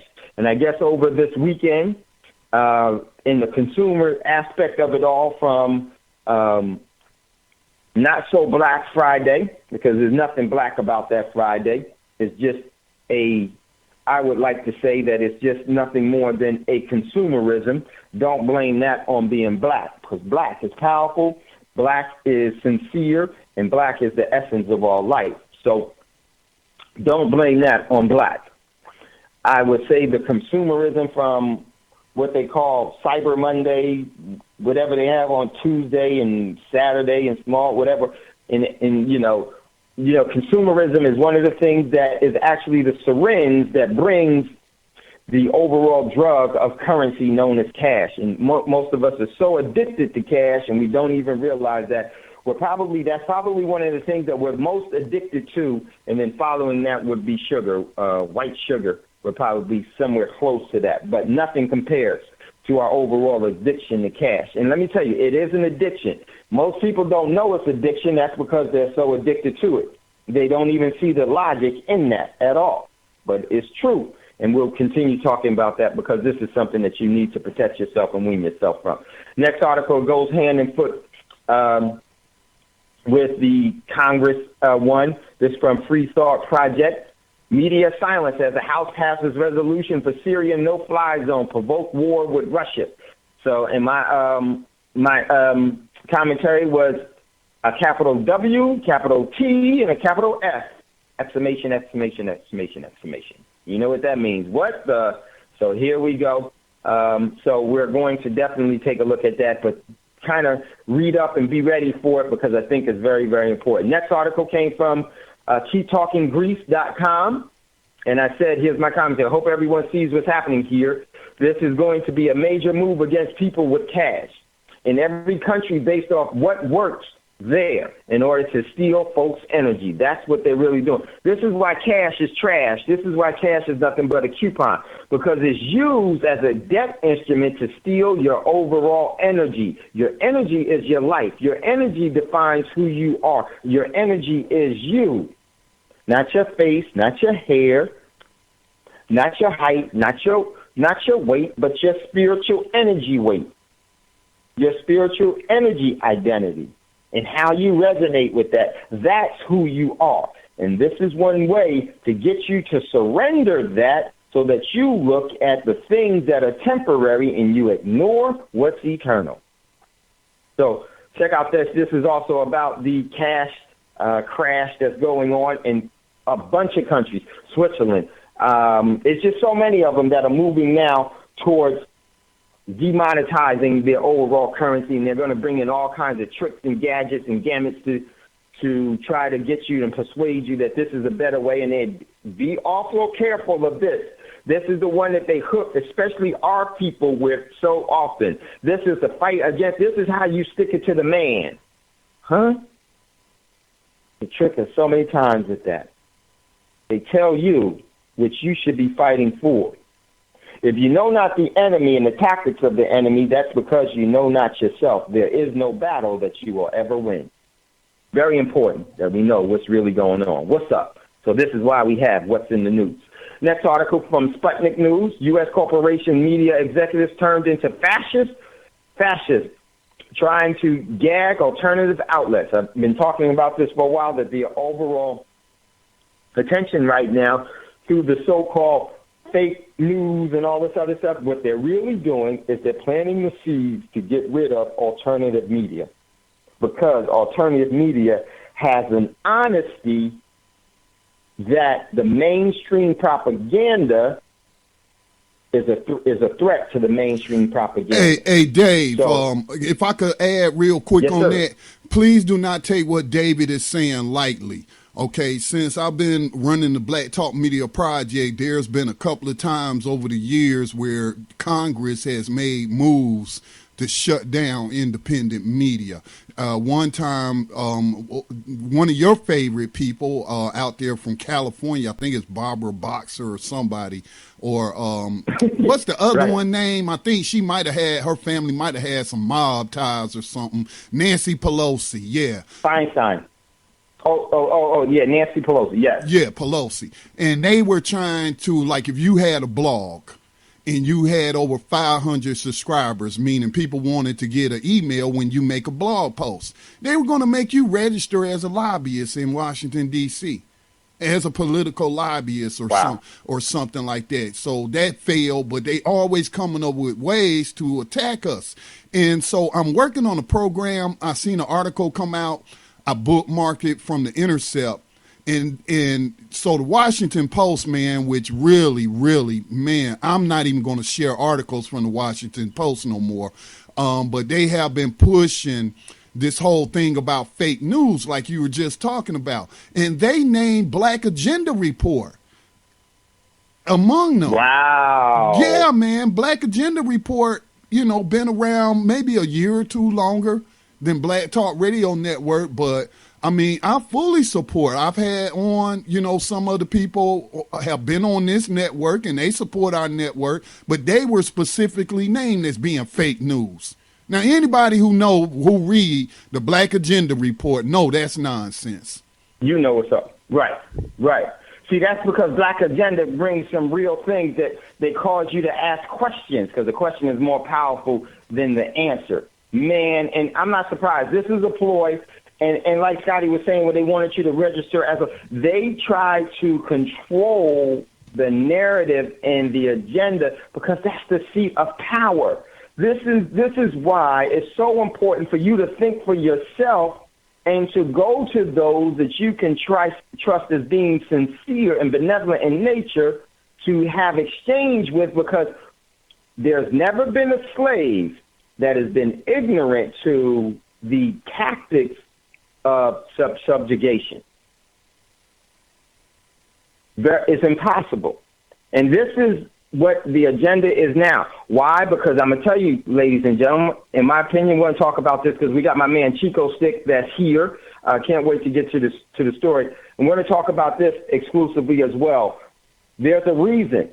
It's because they have to get rid of alternative media as much as they possibly can, because they have to get rid of those that are going to be speaking the truth so that people will ask the questions and stop blindly following and actually start believing in the magic tricks. The key to magic is not to trick you, but to make you believe.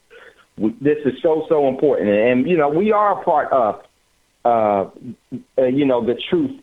I would say the truth speakers. I'm not even going to classify this. The truth speakers is what we really are. So think that is so important. So definitely very, very important. We're definitely going to have a show just on that, and we're going to definitely need everyone's input on that, on things that we are going to do to secure that, because they want you to be a lobbyist, because this is what happens. Now you're sitting in the devil's lair. You're in the den of deception. And it's very easy for people to compromise their morality and pick up the overall agenda of the mainstream media.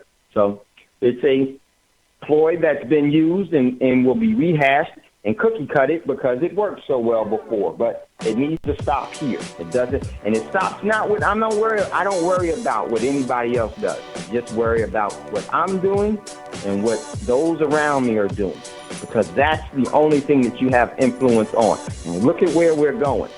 Everywhere. Much love, much respect. So let's check out a couple of things before we get into. Listen, let's go to our commercial break. We'll finish what's in the news. We got Chico Stick in the queue, ready to go. Can't wait to get to it. Chico Stick, hold on one second. You're listening to Tando Radio Show, brought to you by Black Talk Radio Network. We'll be right back after this quick commercial break.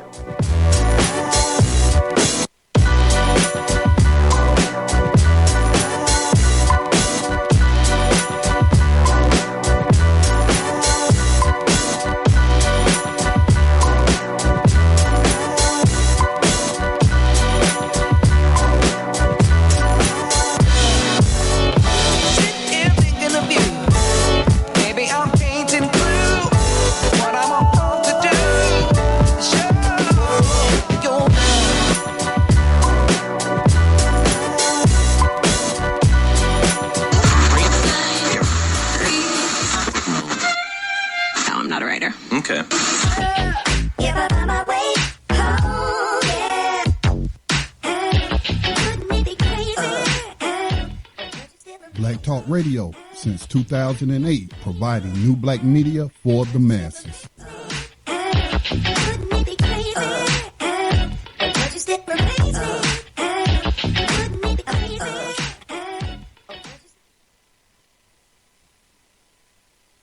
Welcome back, everyone, to Tando Radio Show, brought to you by Black Talk Radio Network. I'm your host, Dave from LA. On today, Monday, November the 28th, 2016, we have a live show for you today. We have our special guest, Chico Stick, that's in the queue, ready to go, and to bring you some great information. And, man, I can't wait. It's so much that we need to talk about. And this is, I'm really, really excited. Not only is Chico Stick a great friend of mine, and a very, very close friend of mine, and a confidant, and I consult with Chico Stick and part of our overall prepping group, And this is really my brother, and I can't wait to always learn something. And it's an exchange that we both have and we both share, and it's based off of love and mutual respect. And my man is going to be here. Sister Davis asked, she said, Dave, we need to get Chico Stick back on. I said, yes, ma'am. And I called Chico Stick, and Chico Stick said, no problem, brother. Just let me know I'm there. And this brother is extremely, extremely busy. And he took out time for us, so we're going to definitely get into that. And that when we're going to take calls after Chico Stick's talk, after we have our show with Chico Stick, you can give us a call at 866-510-9025. That's 866-510-9025. If you have any questions or comments for Chico Stick during the show, and once we take on calls. So looking forward to that. So let's get back to what's in the news, and then we're going to jump right into Chico Stick. Next article from Sputnik News. Explosion hits Kurdish militant base in Syria with UK and US instructors. This thing is going to continue to expand, ladies and gentlemen, in Syria. Next article, very, very important, from Acting Man. A note on gold and India. What is driving the gold price? It is well known that India's government wants to, corral its population into monitoring its financial behaviors and abandoning its traditions. They basically want their citizens in India to be completely to be completely subjugated and be served by the government. They want them to be the perfect slave. And what is their tradition? 24 karat, folks. They don't like 14 karat. They don't like 18 karat. It's 24 karat gold that they prefer in India. And a lot of people were adversely hit during the currency crisis that they're going under. We'll talk about that as well. But this is a good article. And this is the bad thing, is that even though India was shook financially by this man-made disaster in India that they're experiencing right now, and many people have been hurt, but wait until they do that here, because people here do not uphold their ancestral ties to the precious metals, silver and gold. We walked away from it. We have done, and we have made a deal with the devil, and to take that man's economy and to walk away from God's sustainable ecosystem as an economy. But India, that's, of course, they want them to get away from their ancestral traditions, so that they will be today's perfect slave. Very, very important. But we'll talk about that at appropriate time. Next one. This one came from Danzigbank.dk, and this is going to be talking about Italy. There are a lot of banks in Italy that are on the verge of collapse with their referendum. So we'll definitely look at that. Next article, and this comes from, RT International, Russia, Philippines to hold talks on defense cooperation agreements. Not only is it going to be the Philippines, then Taiwan is going to do it. Then Vietnam is going to do it. Then all of the ASEAN nations are going to do it. Then Japan is going to do it, ladies and gentlemen. They're all going to. When they do that, they're walking away from the U.S. and they're walking away from you living the way that you've been living, in spite of how you think you're living now. It's going to be a very dramatic, and you need to be prepared for it. And I'm going to give you a clue. It should be something that's ancestrally. You need to be following your ancestral traditions in order to get past the deceptions and the lies of cash. Next article, really good one, especially for what today's show is going to be about with my man Chico Stick. UFO attack, and this isn't a dig. This is true. A lot of this stuff, they want us to think that we are the only ones and everything else. But I do think that some of the unidentified aircraft that we see are man-made, reverse engineered devices or aircraft or ships that have been reverse engineered from outside of our earthly bounds. So this one, UFO attack in Turkey captured on camera. Check out that one. Pretty good. That's there. Next article from RT International. Kerry makes unbelievable effort to save Syrian rebels from Trump. Russia confirms. We'll talk about that as well. It has everything to do in We're getting ready to go into jumping right away into today's show. Today's show is our special guest, Chico Stick, and we're going to be talking about what's going on in our solar system. And definitely looking forward to that. And if you'd like to jump in on the conversation at any time, don't hesitate. Give us a call once we open up the phone lines, and the number is going to be 866-510-9025, 866-510-9025. So let me pull up Chico Stick. Let me unmute him. Chico Stick, you there? Yes, sir. How you doing, David? How you guys doing today? What's up, brother? What's going on? Welcome back on Tando Radio Show, your home. And I just want to introduce you all. Let me tell you, everyone, about Chico Stick. Chico Stick and I have had a long and a short relationship, but from the first time that we met, we knew right away through a mutual friend that we had, because we shared a lot of the same interests, and we were looking at some of the same things, and we bonded. Our families are definitely connected to each other, and this brother has a wealth of knowledge from pretty much everything, from political, geopolitical. I've learned so much from Chico Stick, following what's going on and anticipating what's next. I actually call him, for me, he's one of the biblical scholars that I know. And see, the thing about what I love about Chico Stick and a lot of people that we all hang around with is that they're not very schooled people. They have an education that far surpasses any schooling that you can get, or any doctrine or any regurgitation of a curriculum from any institution that is brainwashing you to serve their overall purpose. Chico Stick is an educated man and does, countless research and reading and actually interacting and following, and could put stuff together from far in the past to say, yo, Dave, this is what I think is going to happen, and say, yep, and we do that. It's a collaboration that I truly treasure. I know everyone in my family truly treasures that, because I can speak for them because of the conversations that we've had. So Chico Stick is not only a great friend, but he's also someone at any time is always welcome with me and mine, because I consider him a part of the family. So Chico Stick, once again, welcome to Tando Radio Show. Just so you know, we were having a show, I think it was on Tuesday, the last day that, the last time that we had the show, that I had the show. Sister Davis, someone had asked, I know what it was, my man Jambone had asked a question, and Sister Davis had, just gave some thoughts on it, and she said, David, we need to get Chico Stick back on to talk about some of the things that's going on. And she picked up your overall spirit as well as Brother Davis, because they know that that you follow this and you understand a lot of what's going on, and wanted to have you back on. And I get asked from time to time, when's Chico Stick coming back on? So welcome, brother. Thank you for taking out your busy schedule, and looking forward to today's show with you, my friend.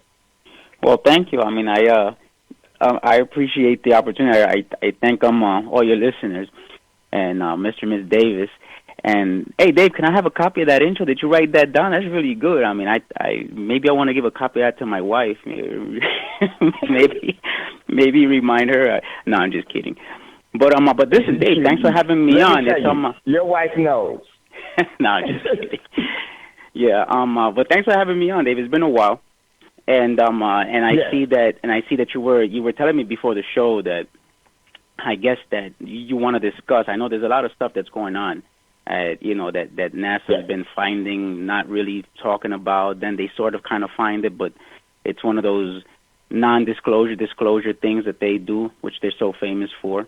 But there has been a bunch of stuff happening in the news. I know you've been going over it. I mean, this whole thing with the elections. And we thought it was over, but now it's coming back again, and now there's going to be a recount, and it's getting crazy, Dave. It really is.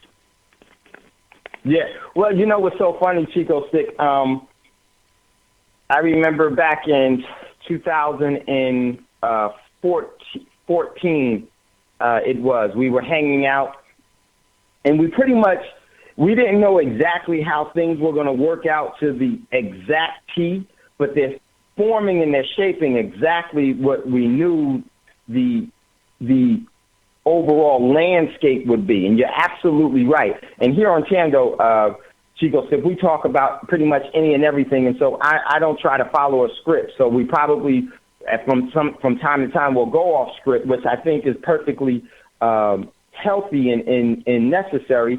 But you're absolutely right. It's been a crazy past couple of years, and it's only going to get worse. And so one of the things that I know that, I've talked about on Tando Radio Show, we had a show, we had the Book of Enoch. We did the Book of Enoch series here. I introduced our audience to, I'm not for some of those that had never been introduced to them, I introduced them to the Book of Enoch and also the Long Walkers, which we did some of that with you, and also talked about Planet X and the Bureau, and talked about some of the ancient Sumerian accounts of civilization and how it came about and everything. And so we're starting to see that start to come back, even where mainstream media is starting to admit it, and because they can't deny it anymore. But what's so sad, so many of us, Chico Sticks, we won't believe anything until the greatest liar tells us that this is what they want us to believe. And then we're like, yep, with the popcorn and the soda, absorbing it all. So it's a lot that's going on within our solar system and within the universe, and this is what we want to talk about. We want to talk about some of the things that NASA, which is never a straight answer, lies about because they're a Nazi organization. Just some of the things that we've been talking about. Just so you know, we've also talked about here on Tando, Zachariah Sitchin, Dr. Robert Harrington, that worked for the Naval Observatory. I played that. We had shows about that. Did very, very well. And I said we would always come back to this. And Sister Davis, and then I think it's time that we start to expose some of the things that aren't being exposed so that people can make their own decisions. And this is, what we believe is not really important. But what we present to the people to have a decision about things is important. So who else could do it better than you, Chico Stick? Well, thank you for that vote of confidence, Dave. Let's see if we can tackle this. Where do you want to start, David? I know that you said somebody had brought something up before. But before we start, Dave, if I may, I would like to reiterate, and I know we've said this a few times before, that when we look at the things that are happening today, and again, this is just so we can preface what we're gonna talk about. When you look at the things that are happening today, things happen for a reason, okay? But sometimes there's a wrench that gets thrown into. I've seen this, and it's actually pretty funny. If you sit down and you analyze this. This is not going to be a political, everybody who knows me knows that I'm not, I'm a political atheist. I'm a monarchist. I believe in a king. And hopefully he'll come soon and straighten this whole mess out. But we're analyzing and we're seeing, and we see what's going on. And I hear an echo. I don't know if that's me or if that's you. Okay. No, you're good. You're good. Okay. And what we see, Dave, and again, just so we can just share this with your listeners, is that there has been a movement since the past to try and move us to what they call, and this is not conspiratorial, this is actual what they believe, what they're trying to get us to come into what we call a one world government, or the new world government, the new world order. It's prophesied, if you will, on the back of your dollar bill, Novus Ordo Seclorum. It's Latin. It's for the New World Order, because this is what they had envisioned many years ago when they came when the founders came to this land. Dave, can I take 1 second? Hold on a second, Dave, because I hear an echo. I don't know if that's my computer.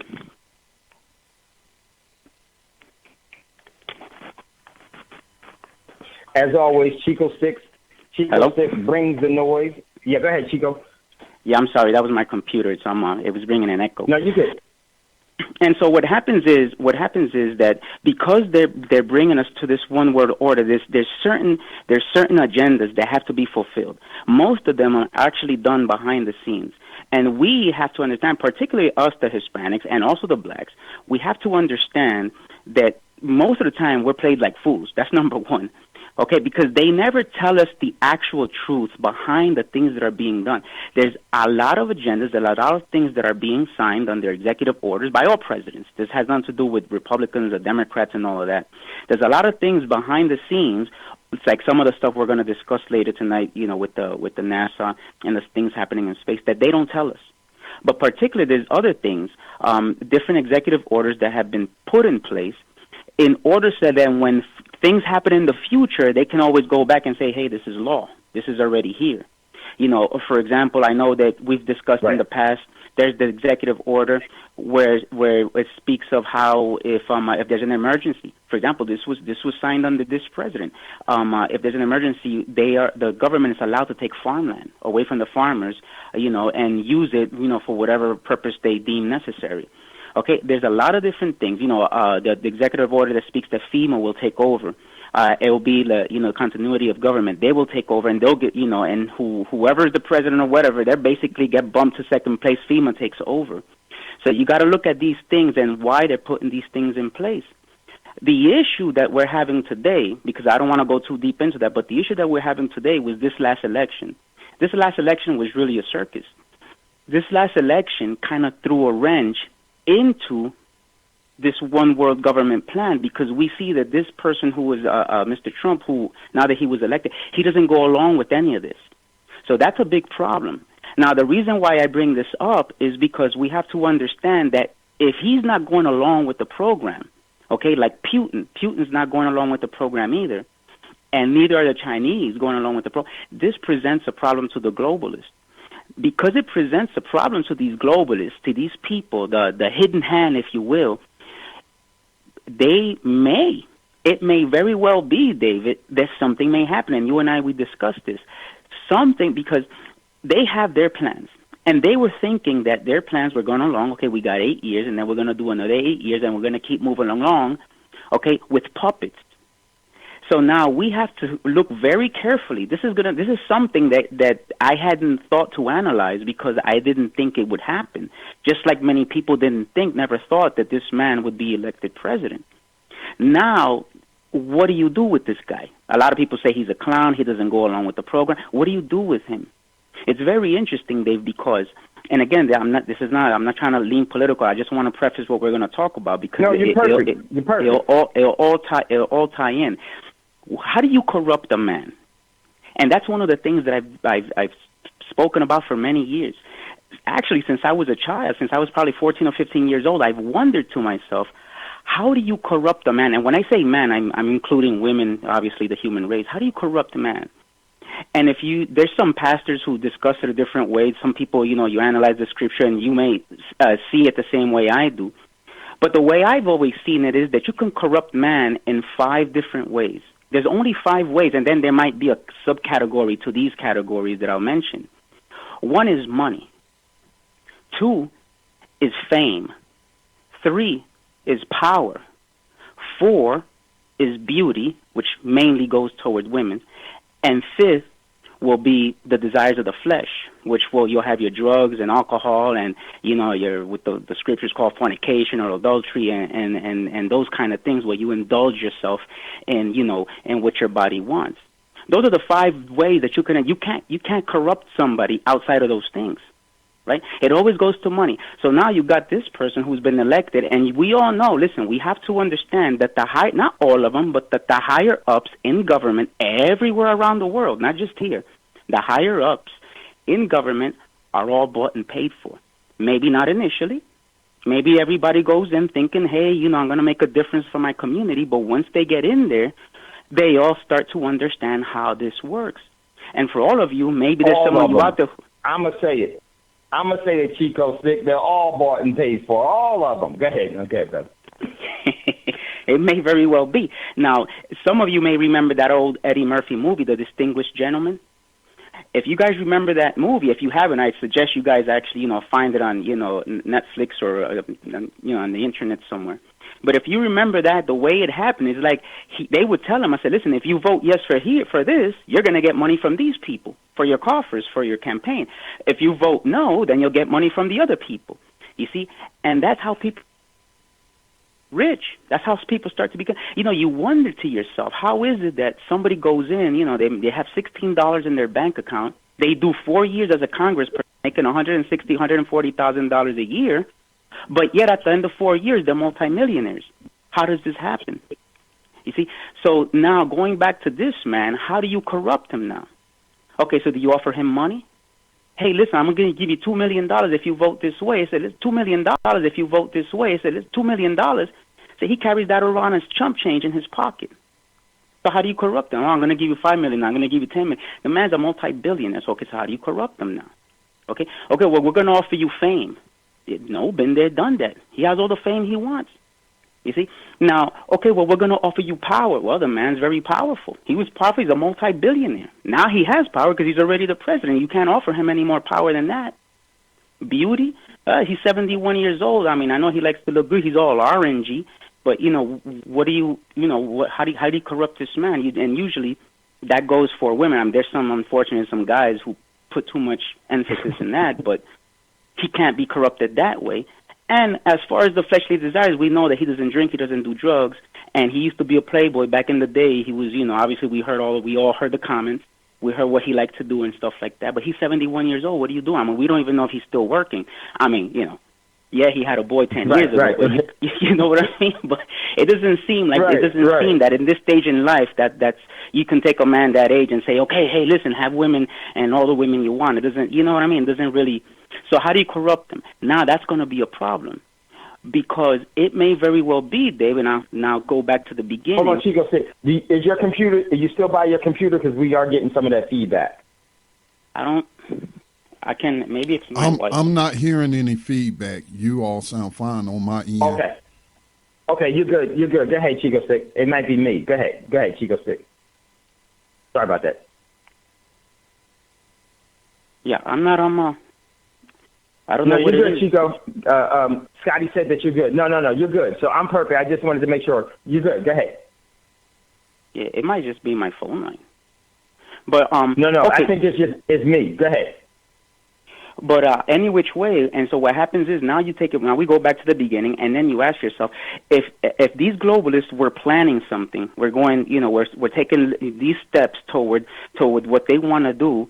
What do you do now with somebody who now is leading the strongest country? It's like the chess piece. You got to look at it like chess. This is the United States is like the queen of battle. Okay, so what do you do now that it has a commander who's not playing along? It may very well be that they may have to enact one of the things that we've discussed. We've discussed it on your radio program of a time before, and we've discussed it personally, and I've discussed it with many other people, as I know you have. They may move up. They may have to move up their agenda. You see, and that's what makes this very dangerous. They may have to move up what they want to do, because remember, they cannot usher in a new world order when you have people like Putin and the Chinese guy, which I forgot his name, sorry, and now Trump. Now, how do you usher, how do you bring, but none of these guys want to play along, you see? And so now what's happening now? We see that across, like, for example, Europe. Now look what's happening over there. Now across in Europe, now nobody wants to play along either, you see? And that's going to be a big problem. So I actually worry about that, Dave, because, who knows what they may enact in order to bring about the new world order. See, we have to understand one thing. Nobody wants a one world order. But if you are brought down to your knees, if your country is in a complete state of chaos and disaster, and there is no food, there is no running water, there is no electricity, you know what's going to happen, Dave? Everybody's going to band together and say, you know something, listen, we ain't got no time for none of this Muslim Christian stuff. We ain't got no time for Jews and, atheists, whatever. We got no time for none of this black, white, yellow. We don't got no time for this. The little bits of people that are left, we're going to have to band together. They're going to come up with some decree and say, listen, get rid of all this whole religious thing. Get rid of this whole, you better than I. We're going to have to band together for the sake of humanity, And from there, from those ashes is going to be born that phoenix, what they call the phoenix. Because if you look at the back of your dollar bill, folks, it's not an eagle that's back there. Everybody always confuses it with the eagle. It's a phoenix. And the phoenix in ancient Egyptian mythology rose up out of the ashes to create this whole new world order the way they had envisioned it. So we have to pay very close attention, to that political scene. So having said that, I guess, taking that off my chest, let's go, Dave. What are we looking at in the... Man, you know what, Chico said, I'm glad you brought that, because these are some of the events that are unfolding that we need to conceptualize and we need to know so that we can establish our own individual, our families, and our collective prudence within our neighborhoods, because these are some of the things that we are facing, and this is nothing new. From the Bushes to so many other places, we've heard of this new world order agenda. They actually admitted it, talked about it. Pretty much all of the celebrity figureheads, CEOs of Corporation of the United States, known as the President, has spoke about it, from the Vatican to the military organizations, in the financial organizations. So this is something that's very, very true. So listen, Chico said, we're getting ready to go to a commercial break. When we come back out of the commercial break, we're going to jump in. Got a couple of questions for you, and let's lead into this show. And at the appropriate time, if anyone has any questions or comments that they would like to make, give us a call at 866-510-9025. One more time, it's 866-510-9025. We got our man Chico Stick that's here, and as you already know, he always brings the fire. You listen to Tando Radio Show, brought to you by Black Talk Radio Network. We'll be right back after this quick commercial break.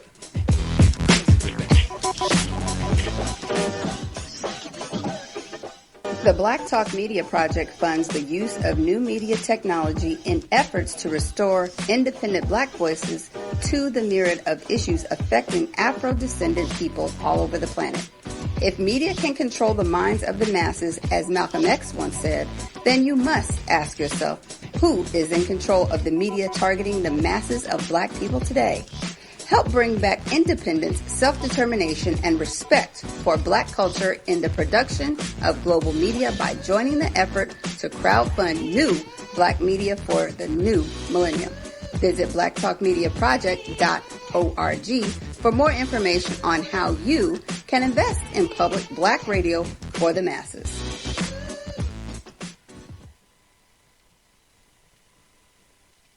Welcome back, everyone, to Tando Radio Show, brought to you by Black Talk Radio Network. I'm your host, Dave, from L.A., and we have with us our special guest, Chico Stick. But before we get that, I always got to give out props. Man, CeCe's got the golden voice. But with that being said, that was a great drop for Black Talk Radio Network. Please definitely give some of your financial energy, and let's be a part of this, and also prepare yourself for what these. I would always say these individuals that have chosen a malevolent agenda to control power and to control people by the facade of power, which they have none really. It's only those what we give to them, and that's something that we need to break ourselves up. So we got our man Chico Stick today. Chico Stick just laid out some very important things that we are going to be, some challenges that are going to be met. And I think it's the perfect scenario and it's the perfect stage for the actual orchestrated demise to get people to be subjugated and enslaved even further. And, you heard Chico speak about it himself.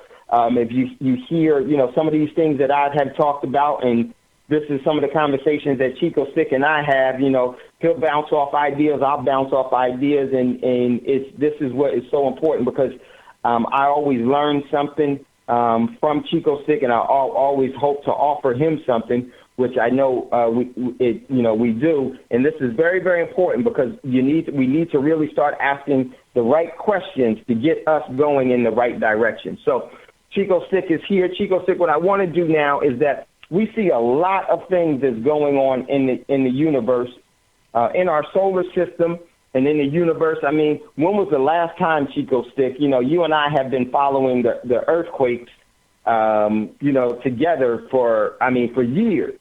And at no time have I ever seen multiples of 7.0s coming the way that they were coming in the past 2 weeks.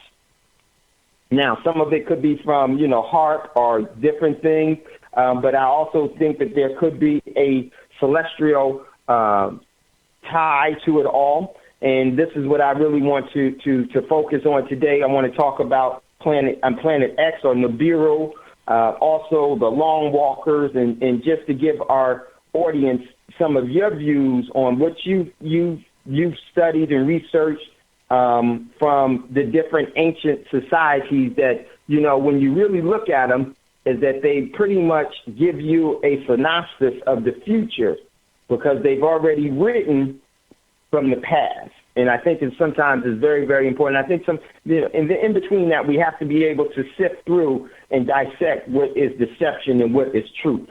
And I think it just puts us in a better place. So Chico said, recently, and we've been talking about this for a while, and here on this network, so you don't have on this show, so you don't have to worry about our listeners. Our listeners are very intrigued in their they do a lot of their own research about these things, and they're not conspiracy theorists. This is not that type of show. We don't get those individuals, which is great. Our audience likes to know so that they can research for their own selves and find out what they know. One thing with our audience is you give them something and they're gone.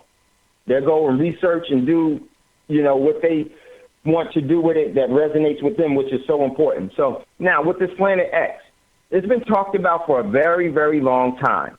And, just from the recent time, just to give, we had a show on this before, you and I, but some things have changed.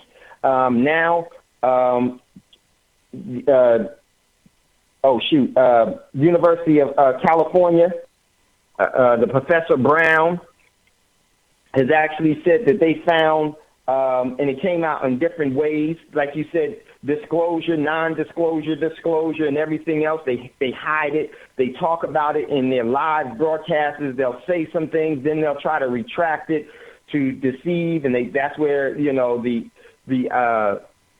bait and switch comes in and everything else. So Nibiru. So recently they said that they've now found Planet 9. And I always say that, that could be another planet, but I always, from what was actually emitted on mainstream media, is that this is actually the planet that Dr. Robert Harrington, that was the chief astronomer for the Naval Observatory, was tracking, and he met with Zachariah Sitchin, asked to meet with him back in the early 80s. And he told him, it was the 90s, in the 90s.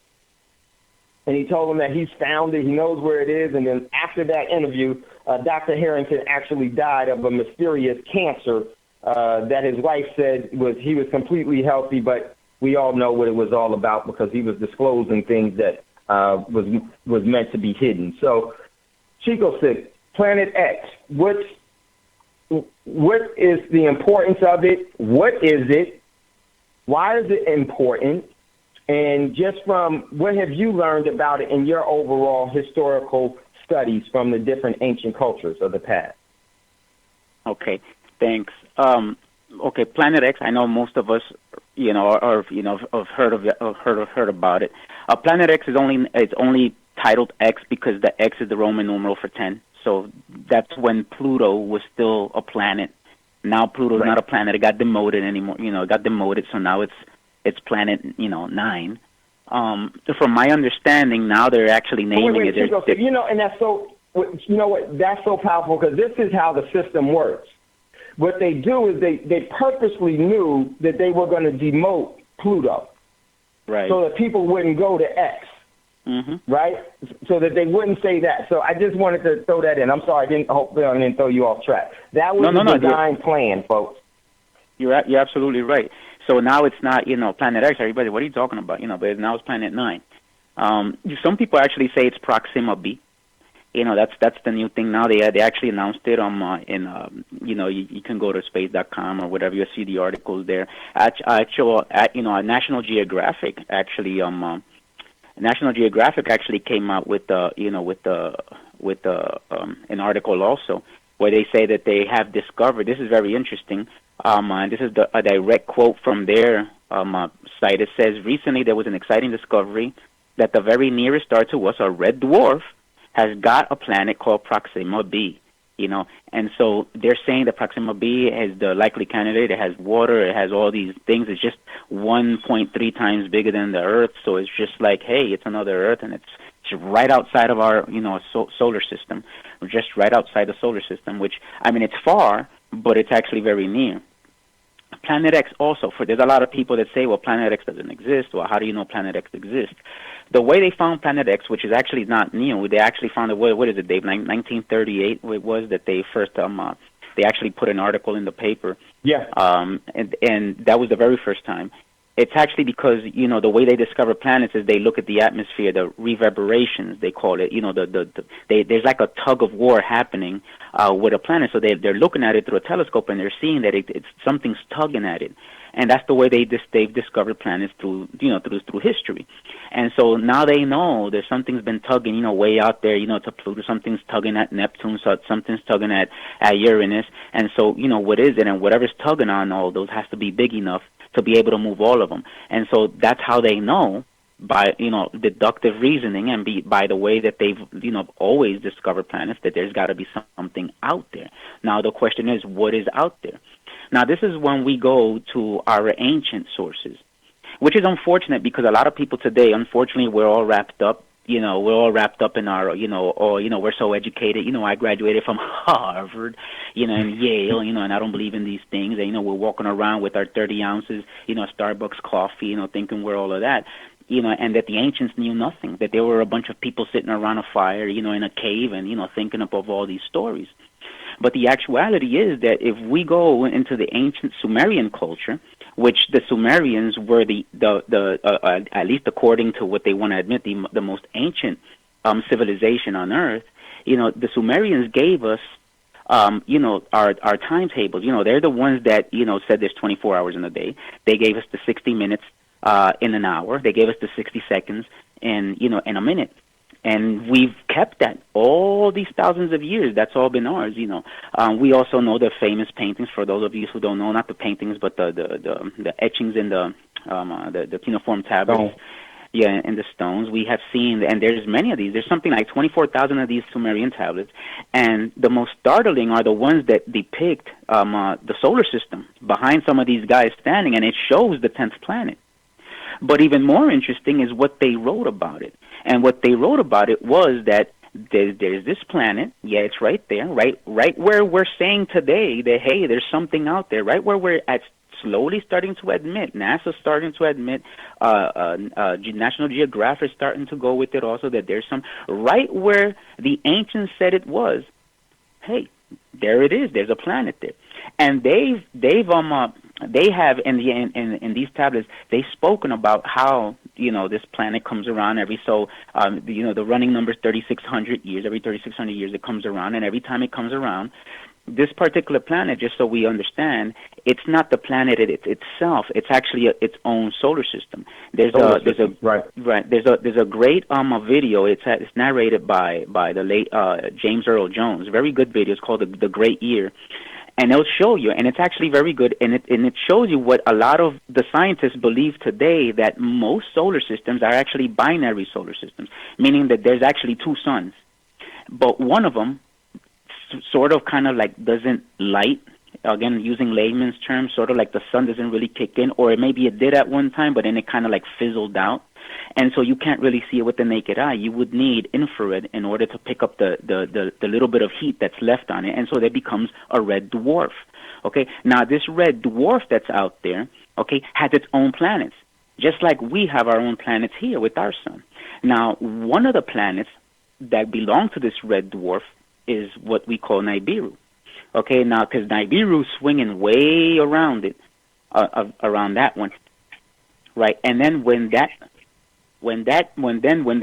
red dwarf sort of starts coming into our area, not that the red dwarf comes directly into our solar system, but because of the orbits of these planets, you got Nibiru is one of them, plus Nibiru has several moons that is dragging with it, then that's what the issue is. When it comes into our solar system, then what happens is it creates havoc, and it creates storms, and it creates, polar shifts. And again, according to the ancients, if you were to go read the ancients, a lot of people deduce, I can't teach this as dogma, but a lot of people deduce that's where you got the Great Flood and all these things, because, God is so perfect that he already sees when these things are coming. I also deduce, and this is just me, and we've spoken about this before, I won't necessarily get into this today, but I happen to be one of the people who believe that this particular planet or this celestial object or one of these celestial objects will mark the coming of the Son of Man. Okay, when he says in Luke 21, he says, men's hearts, they will fail them for the things they're coming upon the earth. And we can speak about that some other time. But I happen to believe that this is the sign of the Son of Man, where in Matthew it says that all nations will look up and they will lament because of the things, obviously that are going to be coming after them. Now, how does this all affect us today? Because everybody says, okay, well, there's a planet out there, what's the big deal? The issue is that we have to always look at what the leaders are doing. What are the leaders doing? Because if the leaders don't worry about it and everybody's cool, then, then I guess we're cool too, right? But you see, for example, the Catholic Church. The Catholic Church is actually leading. They're leading this whole, a search for something. They probably found it. We don't know because they're very tight-lipped about it. The Catholic Church, as we know, they've put up a telescope, a couple of decades ago up on Mount Graham in Arizona. Okay, and this is the biggest. They call it. It's funny enough. It's actually called the Lucifer device. If you can believe that or not, this is the Catholic Church. It's calling the telescope the Lucifer device. It's the biggest infrared scope on the planet. It's bigger than anything that NASA has. They invested all this money in it. In 2010, the Catholic Church commissioned a group of German scientists to build them something like the Hubble telescope. And they literally put all this money in it, and they sent it up into space. Okay, so now you have Vatican astronomers searching the southern skies. And when I say the southern skies, I mean the southern spatial skies. They're looking for something. The question is, what are you looking for? I mean, shouldn't you be out there like preaching, handing out some tracts? You know what I mean? Like, hey, converting, baptizing, like whatever happened to that? But here we are putting our resources into searching for something in space. And when you start actually looking at, and again, I'm not trying to offend any Catholic brothers and sisters out there, because what happens is what happens all the time with the rank and file. The rank and file never really know the secrets. They never really know, what's all the way up on top. And I'll just put this in there just so people can understand my perspective. That's the way to put it, Chico Stick. You're absolutely right. And so some of you guys out there can understand, and maybe kind of maybe feel sorry for me a little bit and say, hey, he does understand. I was actually raised as a Jehovah's Witness when I was a child. But very few. Once I started getting older and I started investigating, because unfortunately or fortunately, God gave me this mind that I'm always questioning. And when I started to question, I started to follow money, and I started to follow all the dogma and where it went to. I found out that there were certain things that were inconsistent. Now I'm not going to say any more than that, because I'm not trying to make people stumble out there and say, oh my God, let me go open up a code 45 because nothing is real anymore, But what I am saying is that you always have to look at what these people are doing, what the leaders are doing. So now the Catholic Church is investing all this money. In 2010, and you can all look this up, in 2010, after they had put this telescope into orbit, not the one on Mount Graham, but the one in orbit. Immediately after, they found something. Okay, at that time it was Medvedev who was the president of Russia. Medvedev sent his minister, his prime minister.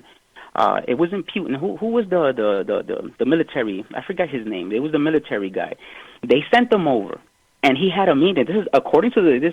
They had an emergency meeting, David. I remember we talked about it when it happened. They had an emergency meeting, and immediately after that meeting, this guy flew back. Okay, had a debriefing with Medvedev and with Putin.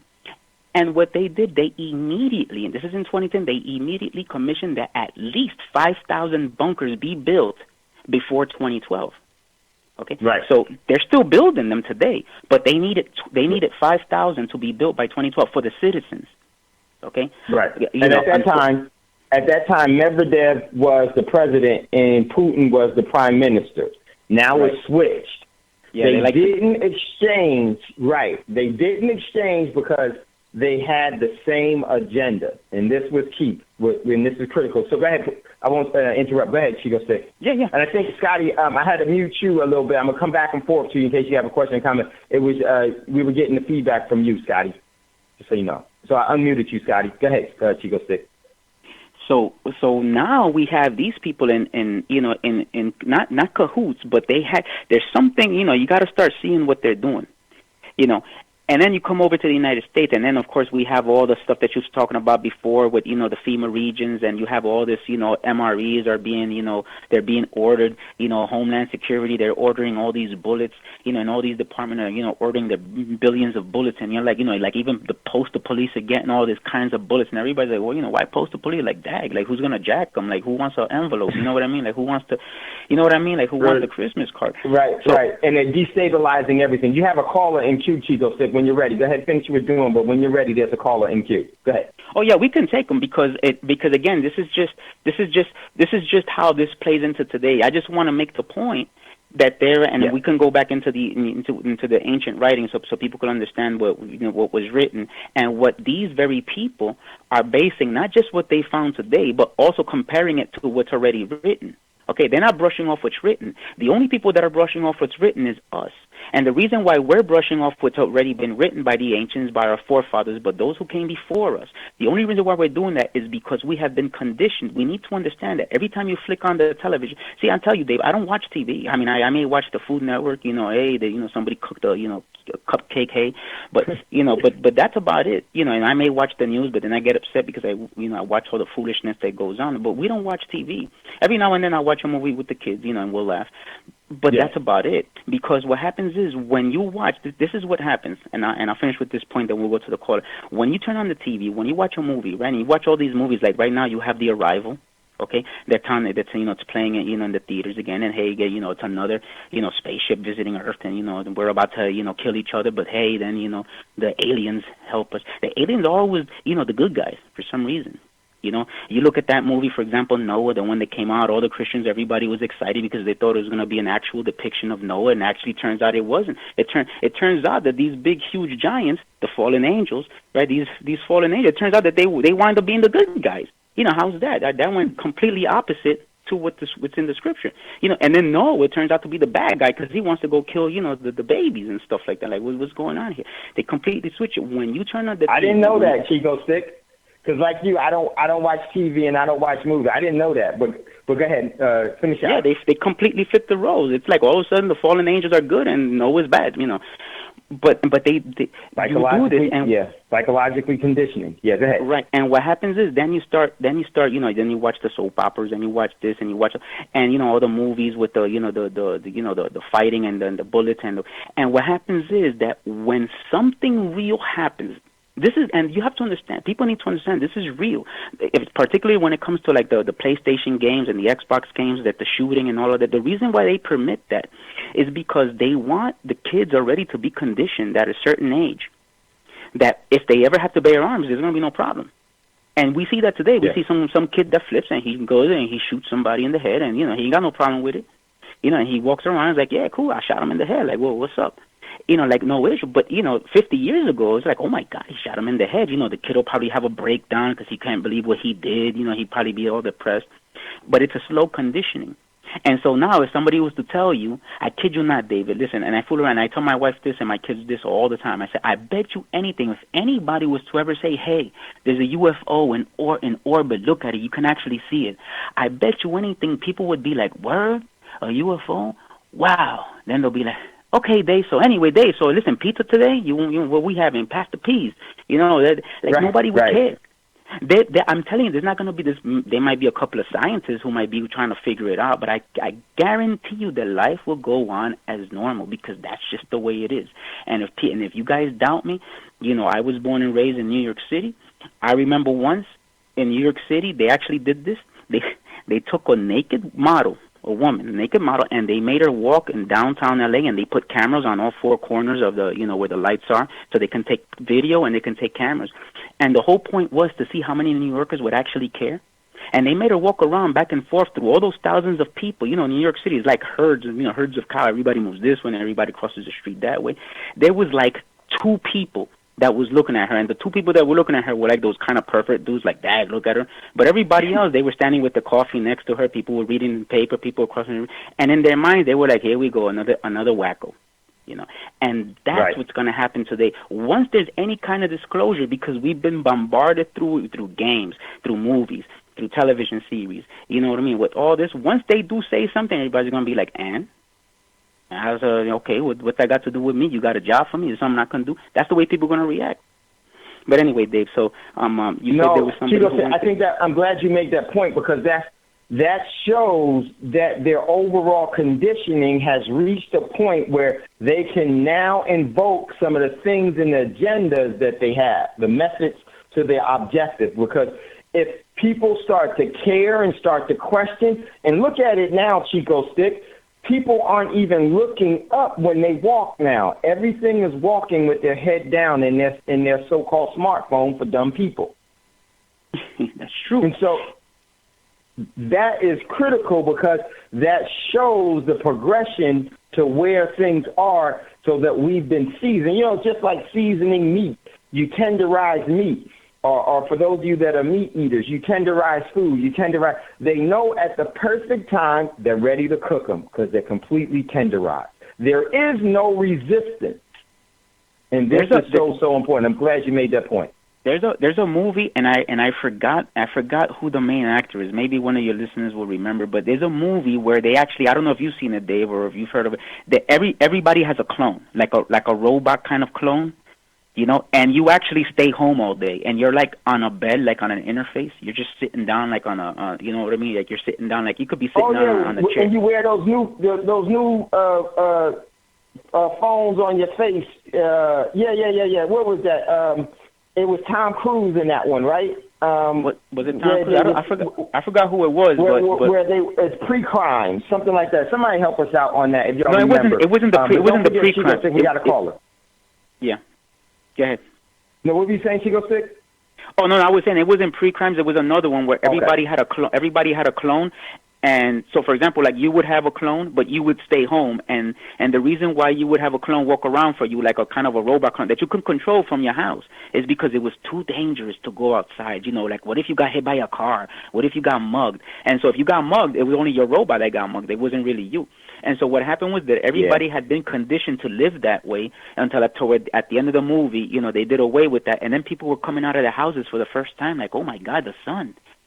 They were coming out. And that's the way it's going to be with us if we don't, like you say, if we don't, get our, heads out our butts and, stop paying attention to so much of these movies. And, there's a lot of mature people that can handle it. But the reality is that there's actually more immature people than mature people. Unfortunately, I mean, it has to be said, there's more people that could be influenced by these kind of things than others. There's a lot of, I know you have some callers who are very strong. I remember the last time I was on, and they're good people. Those are the kind of people that this world is going to need, that this country is going to need when it goes down. People that cannot be influenced, people that cannot be bought, people that cannot be corrupted. Those are the kind of people that we need. And I know you have a lot of listeners, because I remember last time you had a couple of callers that called